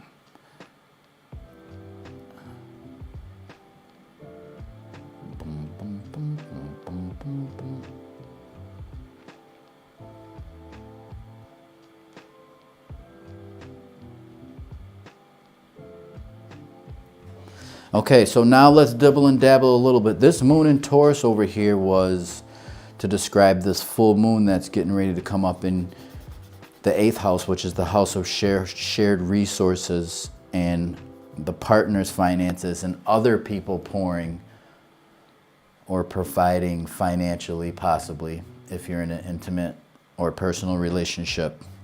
But more importantly, again, Libra on the ascendant is a pouring into the self. I say self because the 1st house is the house of self. And because Venus is the planet that rules Libra, we locate Venus in the transiting skies, and it's in here in the 12th house. So this actually points to a moving forward, like forward progress in connection to the way in which you express yourself and what you're willing. New terms and conditions is what I would want to say for Libra risings. New, because of the new moon. Terms and conditions, Libra, because Libra is the finding balance, and it's also the policy and the procedure, because Libra has to do with courts. It also has to do with marriage. The terms and conditions would be the vows and the saying of the I do and the back and forth, but it doesn't only have to do with marriage. It also has to do with engagements that we share with other people, and the back and forth and the seesaw, the give and take, the push pull, because it's in the 1st house. It's a newness with pouring into yourself. And because Venus is in the 12th house by transit, it's improving the self. Self-improvement. So there's enjoyment with solitude and through solitude and reflection for you over the course of the next 2 weeks leading up to the full moon.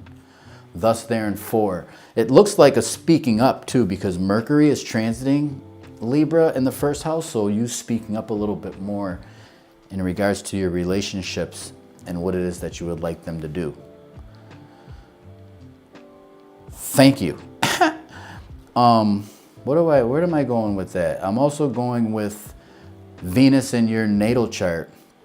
If you're into astrology and you wanted to, pick apart this ring of fire solar eclipse a little bit, some astrologers may have shared this with you. If they haven't, that's fine. I am, because planetary rulerships are powerful. So not only Venus in Virgo points to self-improvement, but there's another addition to this, an underlying interpretation and delineation from that you can find a spin-off and underlying meanings where your natal Venus is located.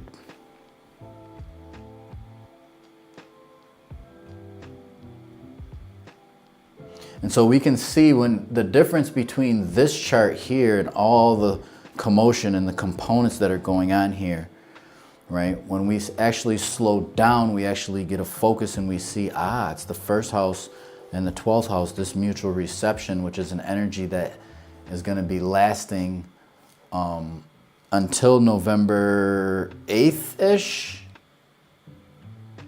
As long as Mercury's in Libra and Venus is in Virgo, there's this bouncing back and forth of energy.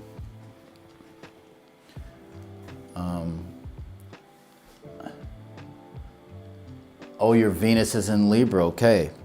Now, I wasn't going to go into the natal, but because you gave it up real quick. Natal Venus in Libra on the ascendant is back to the self. It comes back to the self. The beauty. You probably did something, you probably got a new hair, new cut, new appearance, something new to the appearance and taking care of the self. Boom, bam, pop.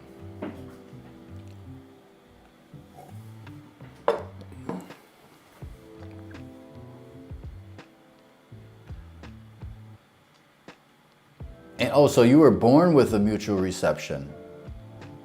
Oh, no. You were born with Venus at home and Mercury at home. So you have no problem with being by yourself. That's pretty interesting.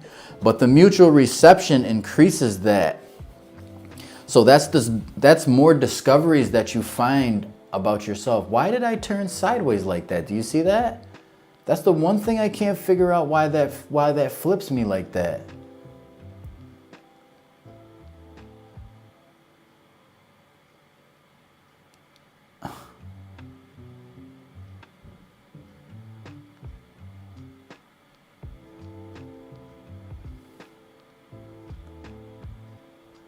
Wait a minute.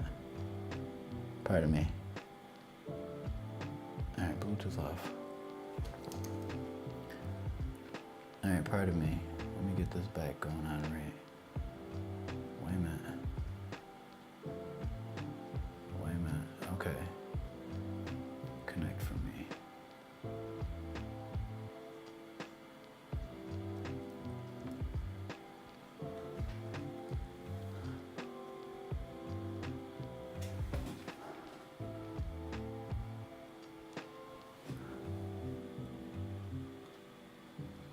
I don't know why it does that.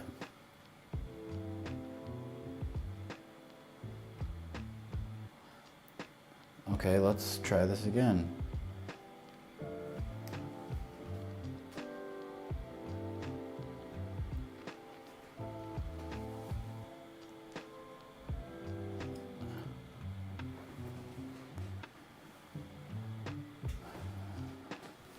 I'm back.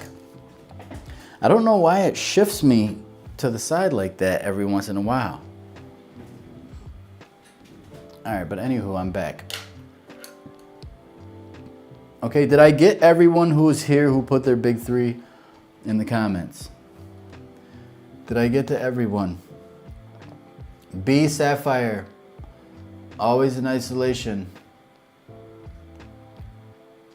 It's interesting you say always in isolation with the sun in the 12th house. I can see that. However, I think it might benefit you to come out of your shell a little bit with this new moon in Libra. Take your time, little by little.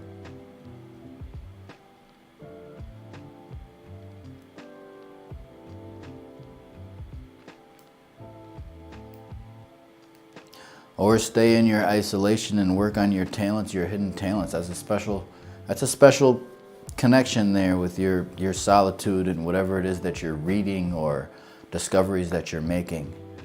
Ma Dukes, welcome. Good evening. How are you?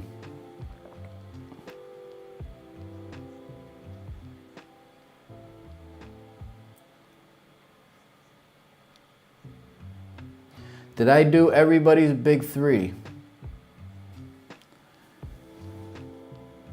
Who is next? I think I've done everybody.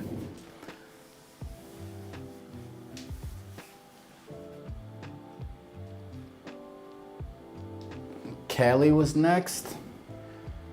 Callie, are you here?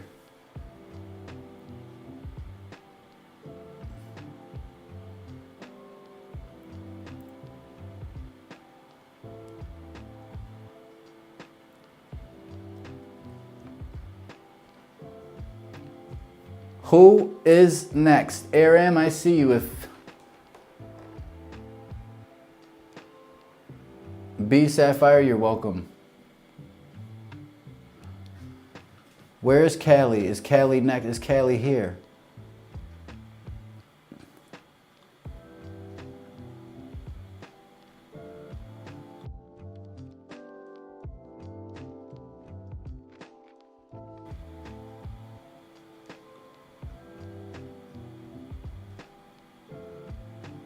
Okay, Callie Ishvara, thank you so much. Pisces, Sun, Capricorn, Moon, Leo rising.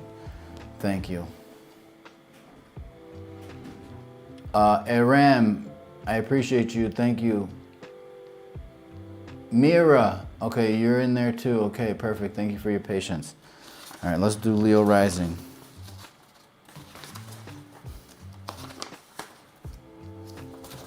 We have Leo here. I don't really like how I did Leo for this one, but practice makes perfect. I want to do that over a little bit. I can do a better Leo than that. Leo is proud. They say, it is said, I say, we say. Leo on the ascendant. AC is synonymous for rising sign, and it's actually this point. The first house is this compartment.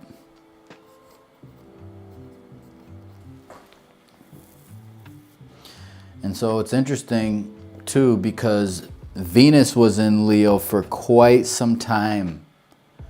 So it created this relation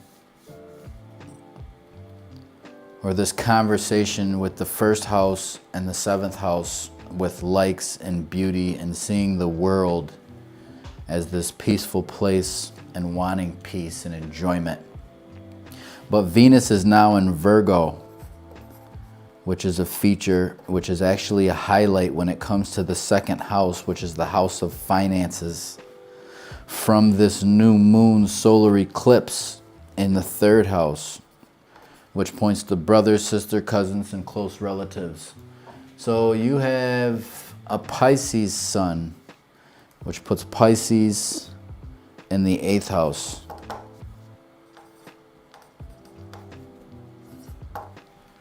Now, the 8th house is the house of shared resources. It's also the house of mysteries, mysticism, and the occult. I wouldn't be surprised if you're into astrology naturally, not only because you're here, but because the 8th house deals with the occult. I wonder what happened to the father, or was the father into metaphysics, or was the father absent? There's an interest in the whole processes of life after death, and somehow the father or the father figure is connected to significant changes in your life is what it is, not necessarily death. Capricorn, moon. Well, I asked if the father was absent. That's interesting because with the moon placed in Capricorn in the 6th house, it sometimes points to a time where you take care of the mother. I say taking care of the mother because the moon symbolizes the mother in astrology, and the 6th house symbolizes the house of health. Right there. And these two signs complement each other. Earth, water. There's a lot of compassion in investing into other people's resources and seeing the good for them, interestingly enough.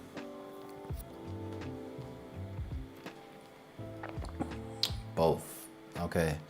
Thank you. So let's talk about this solar eclipse. So this solar eclipse, ring of fire, was in your 3rd house. So it's your mind frame, your mindset. It's like, wow, whew, boom.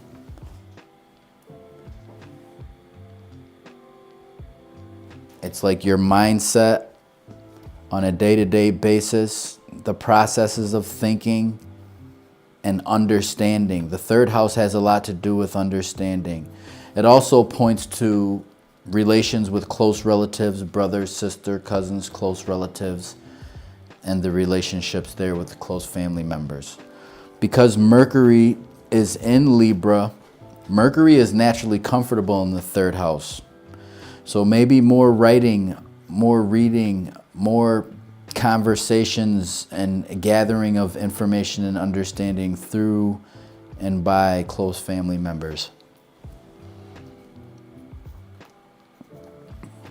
And so there's this creation of this mutual reception that is going to last until November 8th, a bouncing back and forth between valuing yourself as well as your finances and how you spend your budget. You're looking at your resources and your ways in which you acquire as well as spend,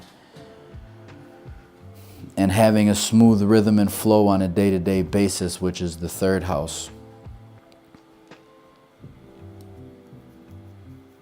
Venus is a sweet spot, so this makes me want to say that there's an ability for you to acquire significantly and to value yourself significantly over the course of from now until November 8th-ish. And your natal Venus would be significant. What is your Venus in Aquarius, Pisces, or Aries?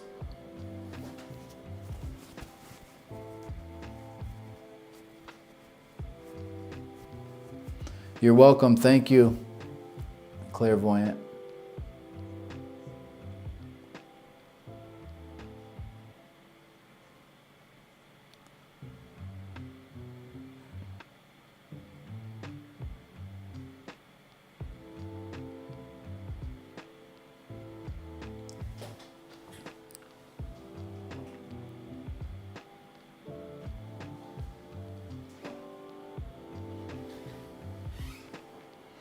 Aries, okay. Oh, so if your natal Venus is in Aries, then that points to schooling. It points to classes. It points to trainings. You know, that's another testimony that probably some of your close relatives have told you should go to school, or you should take a class, or you should ba-da-ba-ba-ba, and whatnot.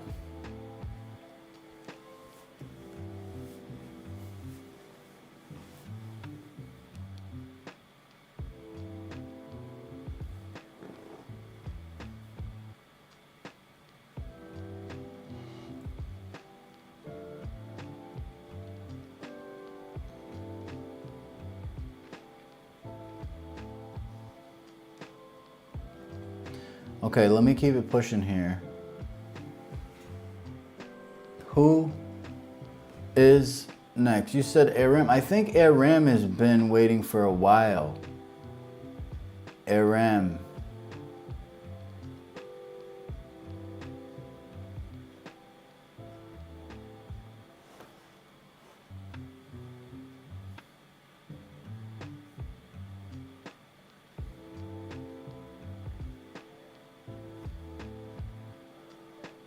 Let me look back and find Aram's. Yo, Jance, welcome. Hey, Ram, I'm looking for your big three. I found it. You are a Libra rising. Virgo. If you're into astrology, you come to the perfect place. If this is your first time here, I'm the lab coat astrologer. I help people unravel the intricacies of the astrological chart. Yes, I do private readings. My website is in my bio description, tlcastrologer.com. And this is how I'm actually going to be doing readings. If you're interested in getting a reading, sharing with you how I'm arriving at these, as well as looking at your astrological chart. This is a chart of the transiting skies. It's 9:30. We got to update this. Hey, Ram, I see you. You're next. This is for 9 o'clock. It's now 9:30. Time flies when you're having fun. Let's get it.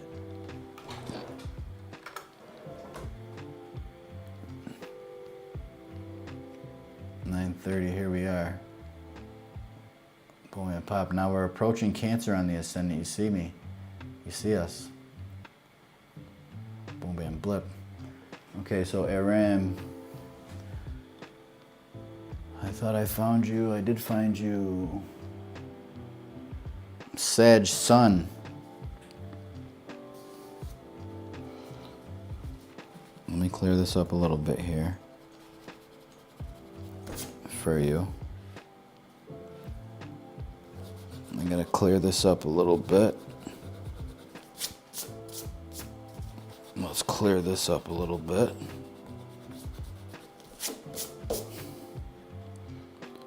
Okay, we can keep Aquarius there. So it's Sag Sun, Aries Moon, Libra, Scorpio, Sag Sun. Let me let you see what I'm doing here. Sag Sun. This is the Sag Sun for you with the Aries Moon. This is the full moon that I was pointing to here. I'm going to erase this and let me walk with me for a minute down the street a little bit here. We still got this mutual reception going on between the first house and the 12th house, which points to pouring into yourself, brought to you by this new moon solar eclipse ring of fire, and you being more outspoken and communicating your wants and desires, right? It's interesting how it plays, it creates this relationship and conversation between the first house and the 7th house with relationships and the selfishness of others, right? Or the self-firstness of others, or putting yourself, or the well-being of others, or your own well-being. And there's this balancing, there's this, creates this polarity, this seesaw there, right? Sagittarius is naturally adventurous, and you shine in the area of communication and ideas. This is constantly having these grandiose ideas. And so the sun and the moon in your chart they complement each other. This is fire, aggressive and assertive. Even though Libra is peaceful, with the sun in Sagittarius and the moon in Aries, it's an upbeat type of Libra. So this solar eclipse new moon in Libra points to the self, as well as some of the ideas that you have, adds on to some of the ideas that you already had. Okay? So we got a little bit of self-improvement here with Venus currently transiting your 12th house, creating this mutual reception, self-improvement to be able to express yourself, working on expressing yourself better, working on pouring into yourself. First house, 12th house. And this leads up to this new moon solar eclipse ring of fire is an energetic that has a momentum that goes from self all the way to the 8th house, which is the shared resources, which is this full moon coming up in Taurus. So it looks like there's some benefits in shared resources and things that you share with another, contracts, and merging resources with others in some way, shape, or form, depending on your Venus station.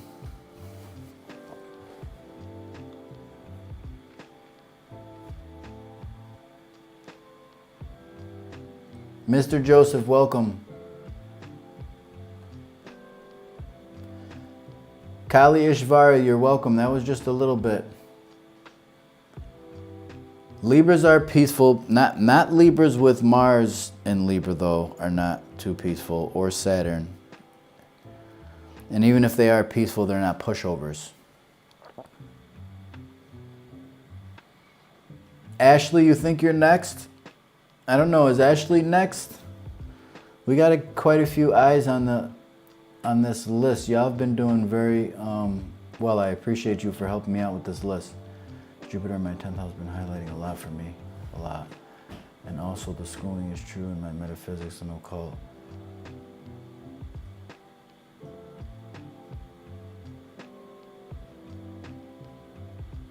Ashley, you said yes.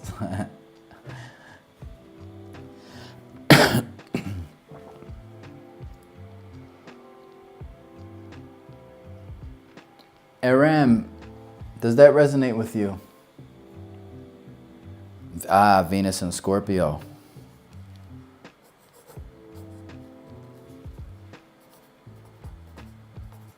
So it's financial as well. Ah, so you're working on your spending habits. Interesting. Ashley is next, and Mariah after Ashley. Mariah and Ashley, thank you so much for assisting me with the list. You're working on your spending habits. Because look at this, Venus and Scorpio. Okay, so Venus and Scorpio, real quick. Let me talk. I'm not supposed to be talking about these natal placements, but I walked into it. I love it here. So Venus is said to be at its fall when it's in Scorpio. It's lusty. You know, in layman's terms, it's desires. It's desirous. It's desirous. And because it's in the second house, when you see something that you want and you desire, you have to get it. Potentially. All right? And so with this ring of fire solar eclipse on the first house, right, it pours into it. There's a split. The energy splits. Part of it is Venus and Virgo in the 12th house. And part of it is Venus and Scorpio in the second house. And not for nothing, the second house and the 12th house, we're going to get to this in another video with common affinity, but the second house and the 12th house kind of have a relationship with one another where there's an easy flow. So it's easy for you to flow into this spending that's not necessarily the best for you, that you don't need, if you will. And with this solar eclipse, Venus in Virgo allows you to analyze and notice it and be honest with yourself. This is the time for self-improvement there. But wham pop, from now to November 8th. Maybe perhaps you set some goals for yourself. You say, okay, boom, I know I really want that. I'm used to spending. Let me hold off. Let me check my budget, make sure everything. And allow those times for you to do that because you have Venus and Scorpio. You already know that that's your nature. I'm not going to dig too much into that.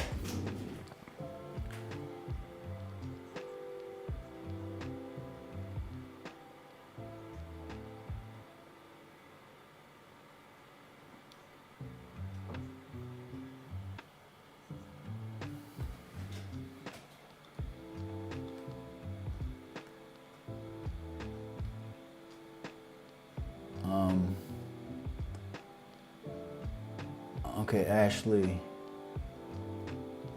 I'm next. Okay, Ashley. Okay, perfect. Thank you.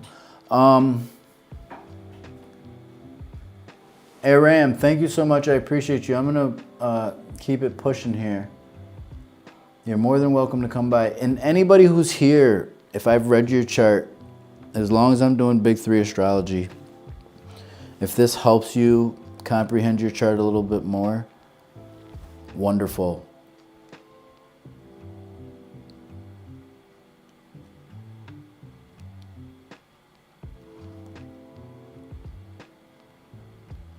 I'm looking for, okay, so you said Ashley is next. Oh, I need to book a session with you. TLCastrologer.com is the website. Let me see, Ashley is next. I'm looking for your birth information. Let me find you. Okay, I got you, Ashley. Gemini, Sun, Capricorn, Moon, Pisces, Rising. Oh, Mira's next? No. Mira said Ashley is next. Ashley is next, then Mira, Mr. Joseph. Thank you so much. You can't see the beginning of the list, I think, because you just got here. But that's fine. That's helpful. I appreciate you.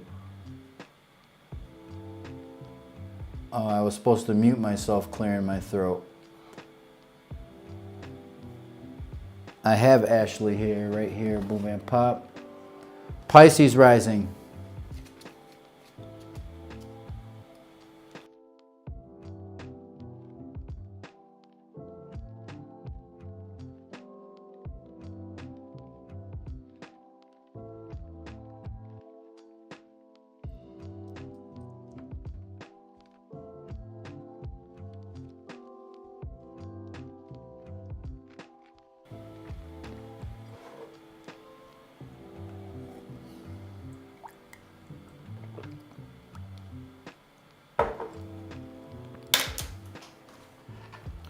Okay, we're gonna have to check this here.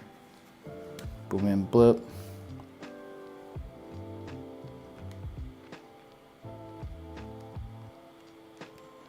Oh, that was so loud. Me swallowing. I gotta mute myself when I take a sip.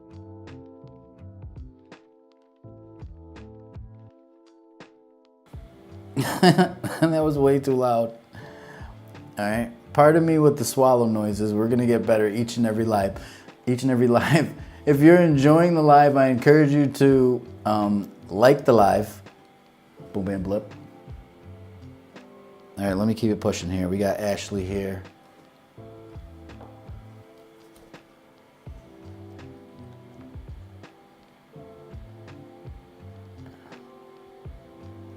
Capricorn moon. Okay, we got that there. We got that there. Ba ba ba ba ba. We got to erase this here. Bear with me. Ashley and everyone who's here, thank you for your patience. I'm going to get to you. If you got your big three in there, I'm going to get to you. There I go again. All right, boom and pop. Let me see here. Ashley, Capricorn moon. Ba ba ba ba ba.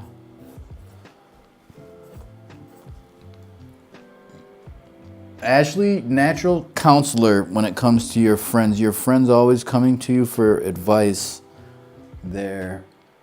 And Gemini sun, Pisces Gemini sun is here.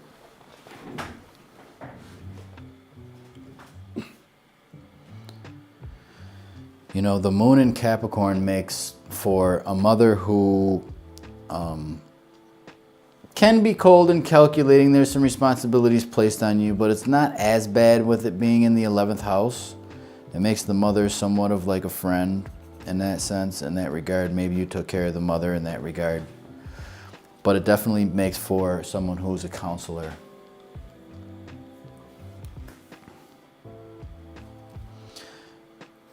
There's another testimony here with the sun in Gemini. Makes for you to enjoy and look for security in the home. This is a home body, even though you're not a Cancer sun or a Cancer moon, right?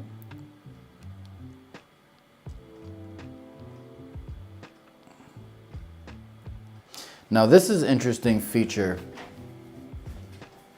This is an interesting feature with this new moon solar eclipse in Libra in the 8th house.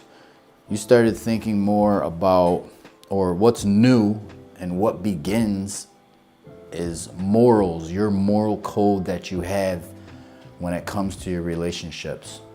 Hey, Kayleen, how are you? Oh, I didn't mean to. Good question. Day, thank you. Good question.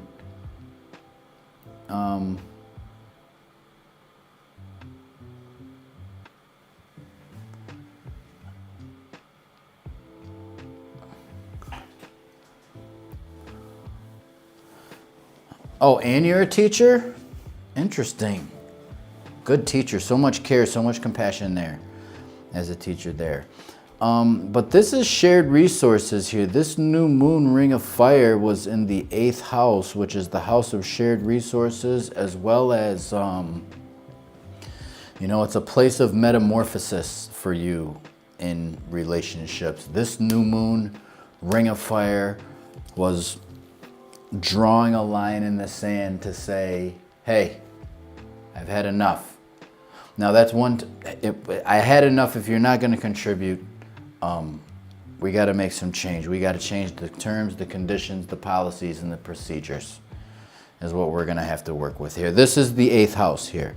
Why do I say this? I say this because the 8th house is a transformative house, plus Venus is the ruler of Libra and is situated in the 7th house, which makes this a sweet spot.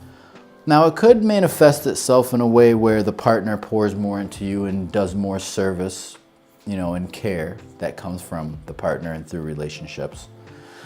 And there's a mutual reception. So it's relationships and the terms and conditions within relationships, and a renewing or transforming or changing or another level in relationships. There's like a back and forth here, like I said, when it comes to relationships and intimacy and bonds within the relationship. Now here's the kicker that I was looking at that I haven't spoke about too much here today, but I talked about this in other lives. The new moon, the ring of fire, was at 21 degrees of Libra, which by triplicity of deacons, which we'll talk about in another video, but long story short, it was in the Gemini decan of Libra, which makes Gemini to be a theme. So your sun in Gemini in the 4th house may not only connect with this mutual reception with intimate and personal relationships, but relationships and communication within the home and the family, within the domestic situations, or with the family members, some of your family members, if you will. Some changes there, if you will. And the importance of communication in the home becomes to be even more significant. And because the sun is here, this is what you give life to, it shows that you actually are emphasizing the importance of communication and fairness in relationships within the living environment there now. So another transit that I want to speak about, because you're a Pisces rising, right? Over the course of the next 2 years, Saturn has backed all the way up to the 0th degree of Pisces, which means the beginning. So over the course of the next 2 years, your personality is going to change significantly in the aspect of the compassion that you give and the care that you give to other people. It's like, hey, I love you, appreciate you, but I'm not doing that no more, you know? The buck stops here. You know, I'm laying down the law, I'm being more firm, and if there's not going to be this consideration here, either you're going to have to go or it's just not going to happen. And so Saturn makes one really strict or more strict, depending on where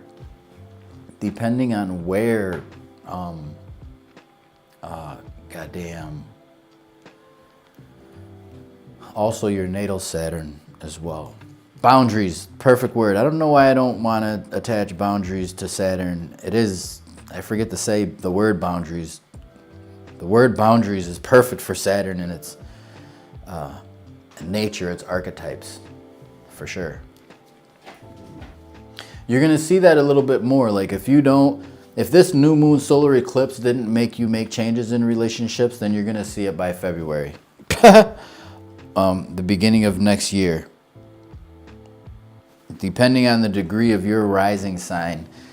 And we'll calibrate that when we get to doing your chart, but I don't want to dig too deep. All right, thank you. I appreciate you. Ash, I didn't mean to laugh like that. That was way too loud. I'm not going to do that again. Excuse me.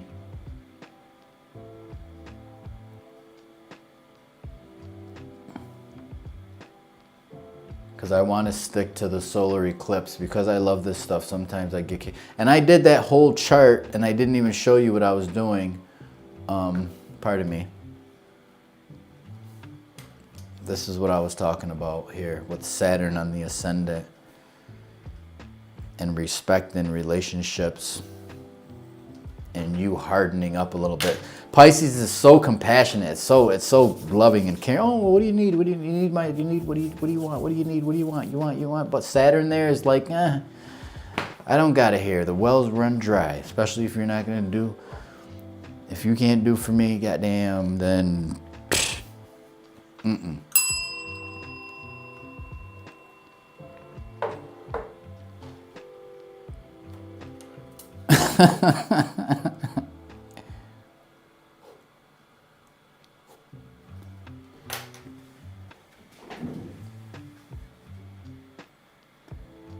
The bell was right on time. Okay, so, excuse me. Let me see what time we got here. Are we right on time? I'm a Pisces Venus. Pisces is exalted there. Pisces is exalted, and Venus is exalted rather in Pisces. Get right or get left, for real. For real. For real. For real. MD John J, come on over. I'm on YouTube. Keisha Lewis, welcome. Come on over. Yo, Jance. Yo, Jance, I see you. I'm working with this list here. I'm definitely going to get to you. Okay, someone help me out with the list. Who's next? We just did Ashley. We need to do the next. If you just got here, welcome. I'm the Lab Coat Astrologer. I help people unravel the intricacies of the astrological chart. I'm doing big 3s plus transits. Your big 3 plus transits, and I'm utilizing this chart here, this transit chart. Transit chart is where the planets are currently situated. This is a transit chart for the East Coast of the United States for those that are there. If you're not there, then the rising sign, which is located here, it's now Cancer. Your rising sign might be different depending on your geographic location. And this is what I'm doing. If you enjoy the live, I encourage you to like it. Gently tap the subscription button, don't hurt your fingers. Tap on the notification bell up top there so that you know when I'm live. If you would like to share with somebody, hey, yo, this Lab Coat Astrologer, you know, he does big 3 astrology. Go and check it out. Tell me what you think. I'm with it. Boom and pop. Mariah DeLonge, welcome. Okay, Mariah is next. Mariah? Oh, Mira. Let me go back to Mira. Let me go back to...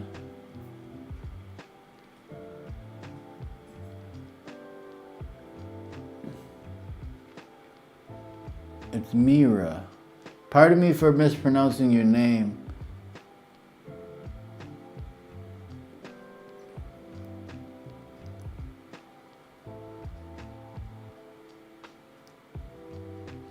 Okay, Mira, I don't see your big 3 in there. Ms. Rose, welcome. Appreciate you. If you're into astrology, you come to the perfect place. Be sure to you subscribed here too. I appreciate you. Thank you. Put your big 3 in the comments and we'll get to you. Okay, Mira, you are next. Can you put your big 3 because I can't find it for some reason. There you go. Perfect. Appreciate you. So you're thank you for responding so swiftly and swiftly. Capricorn on the ascendant. Here.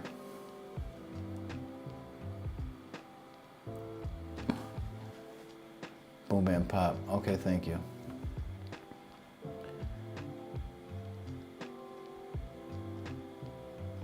Cap rising, we have to erase some of this. Cap rising, Leo, Sun, Gemini, Moon. Leo, Sun, Gemini, Moon. Leo, Sun, Gemini, Moon. Leo, Sun.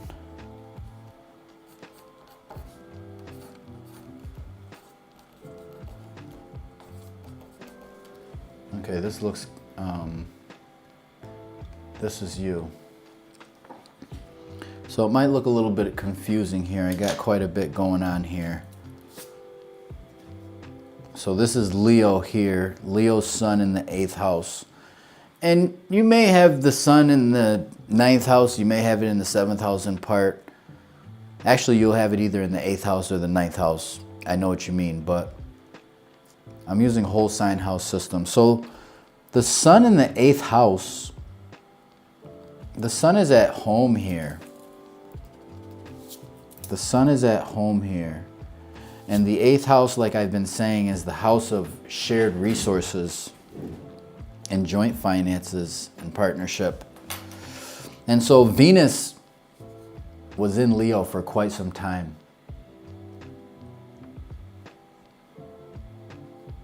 Right? So it brought some increase to shared resources and the sharing with others.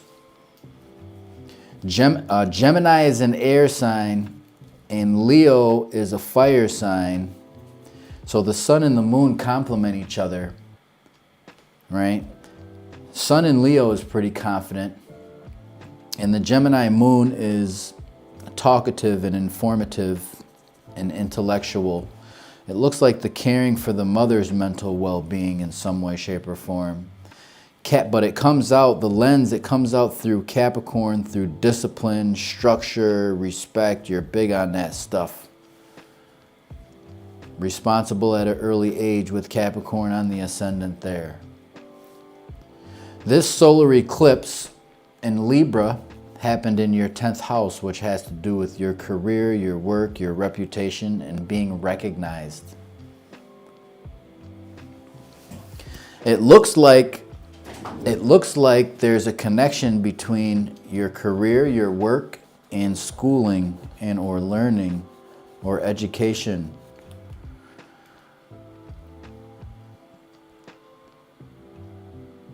This looks like some class or something like that. Venus is actually a sweet spot. So it could point to schooling, it could point to education, it could point to courses or a course or a class or something that ties into, looks like education and work are tied in a knot with this Ring of Fire solar eclipse. And you thinking a little bit more about your overall position at the workplace or with your business. Correct me if I'm wrong. Right? So, what do I want to say? I want to say that this job or this business with the 10th house, because the new moon was at 21 degrees, it actually highlights Gemini, which is where your moon is at. So it looks, maybe this is some assistance from the mother or some woman that has helped you with this job or something like that, or it improves your living conditions. Interesting. I don't know. We'd have to look at that a little bit more. Some of the natal planets. But for the most part, this is there's a back and forth play between schooling, learning, accumulated learning, which you already know, and advancing and adding on to more, purchasing more course or class, which has to do with your career and your work. Sweet Tea, hey again, you left, no worries.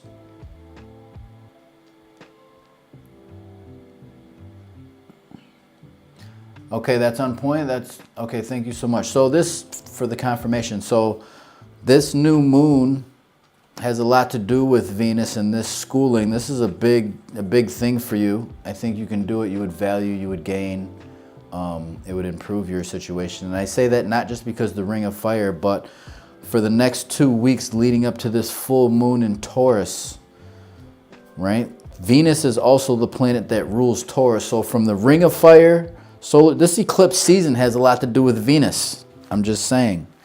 Because Venus rules Libra and Venus rules Taurus. And the new moon Ring of Fire was in Libra, highlights Venus. And the full moon in Taurus highlights Venus. With planetary rulership. So your natal Venus plus Venus in Virgo from now until November 8th. So the position of Virgo in the chart as a highlight, there's a couple dollars there. Not necessarily material. It could also be something that adds on to your ability to acquire a tool, a resource. Like school would be a tool and a resource towards you making more money in the career for Capricorn risings. All right. Thank you for your patience. Boom, bam, pop. Whoa, excuse me.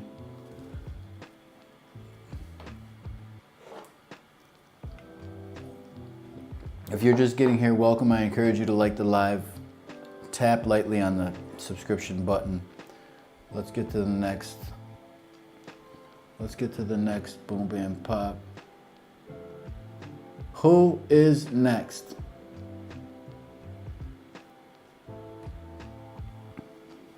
And if you didn't get an opportunity to look at your rising sign and the sun in Libra, then be sure to check out my video. I have some videos. The only signs that I didn't do is Aquarius, Pisces, and Aries. So I think when I do my next series for the sun's transit through Scorpio, I think I might start with Aquarius, Pisces, and Aries first. So for Aquarius risings, Pisces risings, and Aries risings, if you looked at the Libra videos and you were like, oh, you know, what's going on? What's wrong with this guy? What is he doing? He didn't do Aquarius. I'm looking for it. Although low-key, I did Aquarius, Pisces, and Aries on the lives, but I'm not going to count that. I'm not going to count that.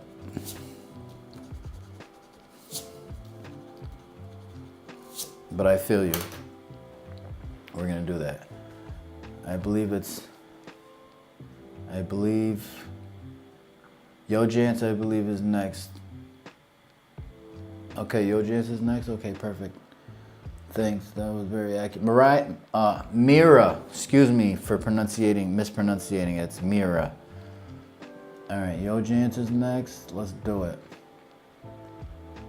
Let's do it. Bells in the comments if you're enjoying the live.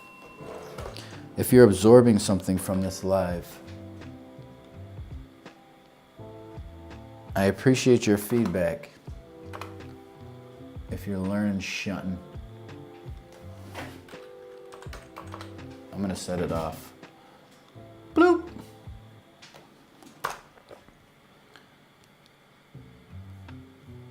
All right, perfect. How do I get rid of that now? Okay, close that. Okay. And I'm still kind of like a beginner with this. How do I get that out of there? Each live is gonna get better. Why did it do that?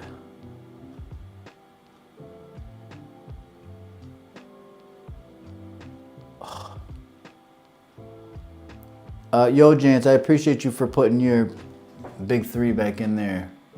How do I get rid of this? Great Scott. All right, I gotta go here for a minute.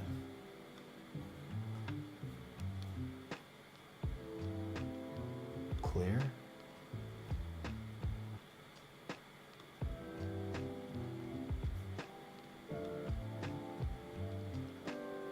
Live chat. Okay, I gotta hit live chat. Okay. Thank you for the bells. Let's go. I appreciate y'all for the bells in the comments. Thank you. That was real quick. Okay, so Yo Jans, we got you. Aries rising. Boom, bam, pop. All right, let's get it. Let's get it. Aries rising. Let me shuffle through my charts. We did Aries. We don't have any Taurus risings in here. We didn't do Taurus.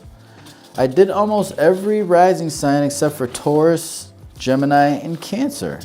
Interesting. Oh, and Scorpio and Sag. Oh, so there's a couple.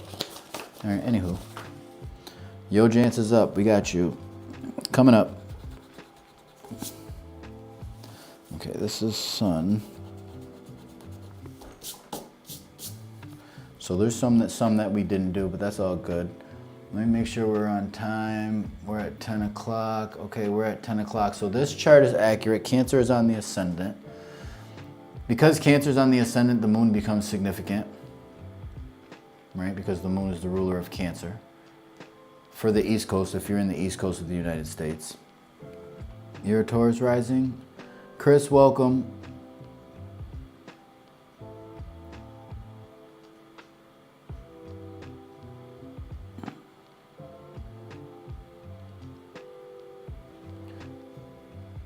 If you like your big three, come on over.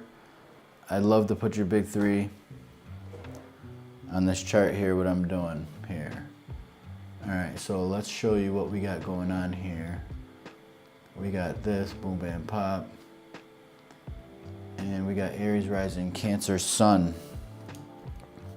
Aries, Taurus, Gemini, Cancer. So Cancer is here in the 4th house.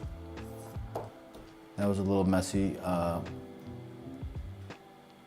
sun symbol. Sag moon. So the Sag moon is here. That was an ugly little Sag too. Okay, lo and behold. But the moon is in the 9th house. The sun is in the 4th house. At the same, I say that the sun in Cancer is a homebody by itself. And it being placed in the 4th house is 2 testimonies that point to the appreciation of the home and the family and the connection with the mom or the mother side of the family, right? And not for nothing, Cancer and Sagittarius don't have the best aspect to one another, but because the moon is the ruler of Cancer and it's located in Sagittarius, the family and education and or the mother and the education becomes to be significant, where you actually become to be this teacher and nurturer. I don't like this sun. This is bothering me here. This is one of the reasons that I like doing charts by hand, is because, you know, you get to slow the processes of the thinking down. And let's get into this solar eclipse here. Boom, bam, pop. So the sun and the moon came together in the 7th house for you, which has to do with contracts, agreements, partnerships, fairness, right? Because it was an eclipse, ring of fire, it makes these relationships even that much more significant in terms of finding balance between putting yourself first and the well-being of your partner, right? And there's a connection between your health, both physical health as well as mental health here, because there's a mutual reception between Virgo and Libra, and this energy kind of stays and it goes back and forth with health and partnerships.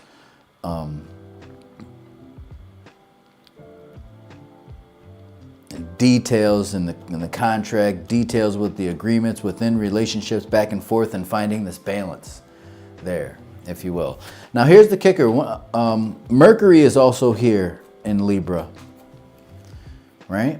Which is another testimony. It's the 3rd testimony. The sun's the 1st testimony, the moon's the 2nd testimony, and Mercury's the 3rd testimony that points to relationships and the communication within relationships. The importance of communication in relationships. Now, this Mercury in Libra, which points to conversation and communication in relationships, is highlighted by the degree of this ring of fire solar eclipse at the 21st degree. It highlights Gemini by decan because the 21st degree falls into this 3rd decan, which highlights Gemini, which is a 4th testimony, a secondary testimony that points to the communication and the importance of communication in relationships. What it is that you say to the partner in that regard, and to consider the partner. Not only intimate relationships, but also personal relationships and business relationships. The things that you say and communicate and open up your mouth about actually open up the bond between you and the partner and the agreements and the terms and conditions there.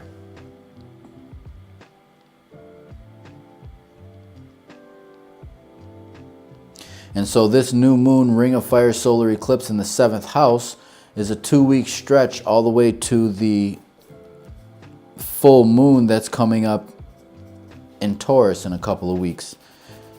The full moon's actually a climax and a highlight, which is your 2nd house. It's financial well-beings and growth financially, which for all Aries is actually a time of year with Jupiter in your second house. There's increase here. However, it has a lot to do with the communication and the bonding and the working with other people, if that makes sense. Correct me if I'm wrong.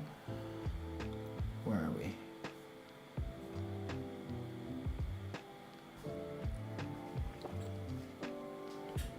Surprisingly, we are not talking. Interesting. Interesting, you're not talking. So what I would say with that, well, it does point to relationships, right? It does point to relationships. And even if you're not talking during this time of this Ring of Fire solar eclipse, this solar eclipse marks the relationship, and it points to the fairness within the relationship and the communication and the need for communication, whether you're not together or not. So maybe this is a reflection, a start to putting the partner first. It looks like the partner and what your partner had to say was something that's worth paying attention to and listening. Maybe there's a need to listen, have your ear to what it is that the partner was trying or attempting to say, whether you agree with it or not, to see how to find this balance in the seventh house, which is the house of relationships. Even if you don't get together, moving forward for future relations and engagements, if that makes sense.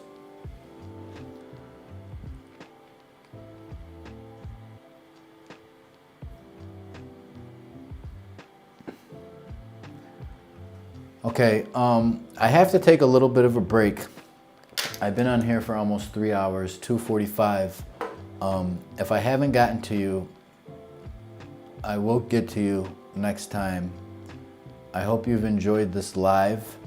Be sure to gently tap the subscription button or touch it aggressively. Stay tapped in. I'll see you in the next video.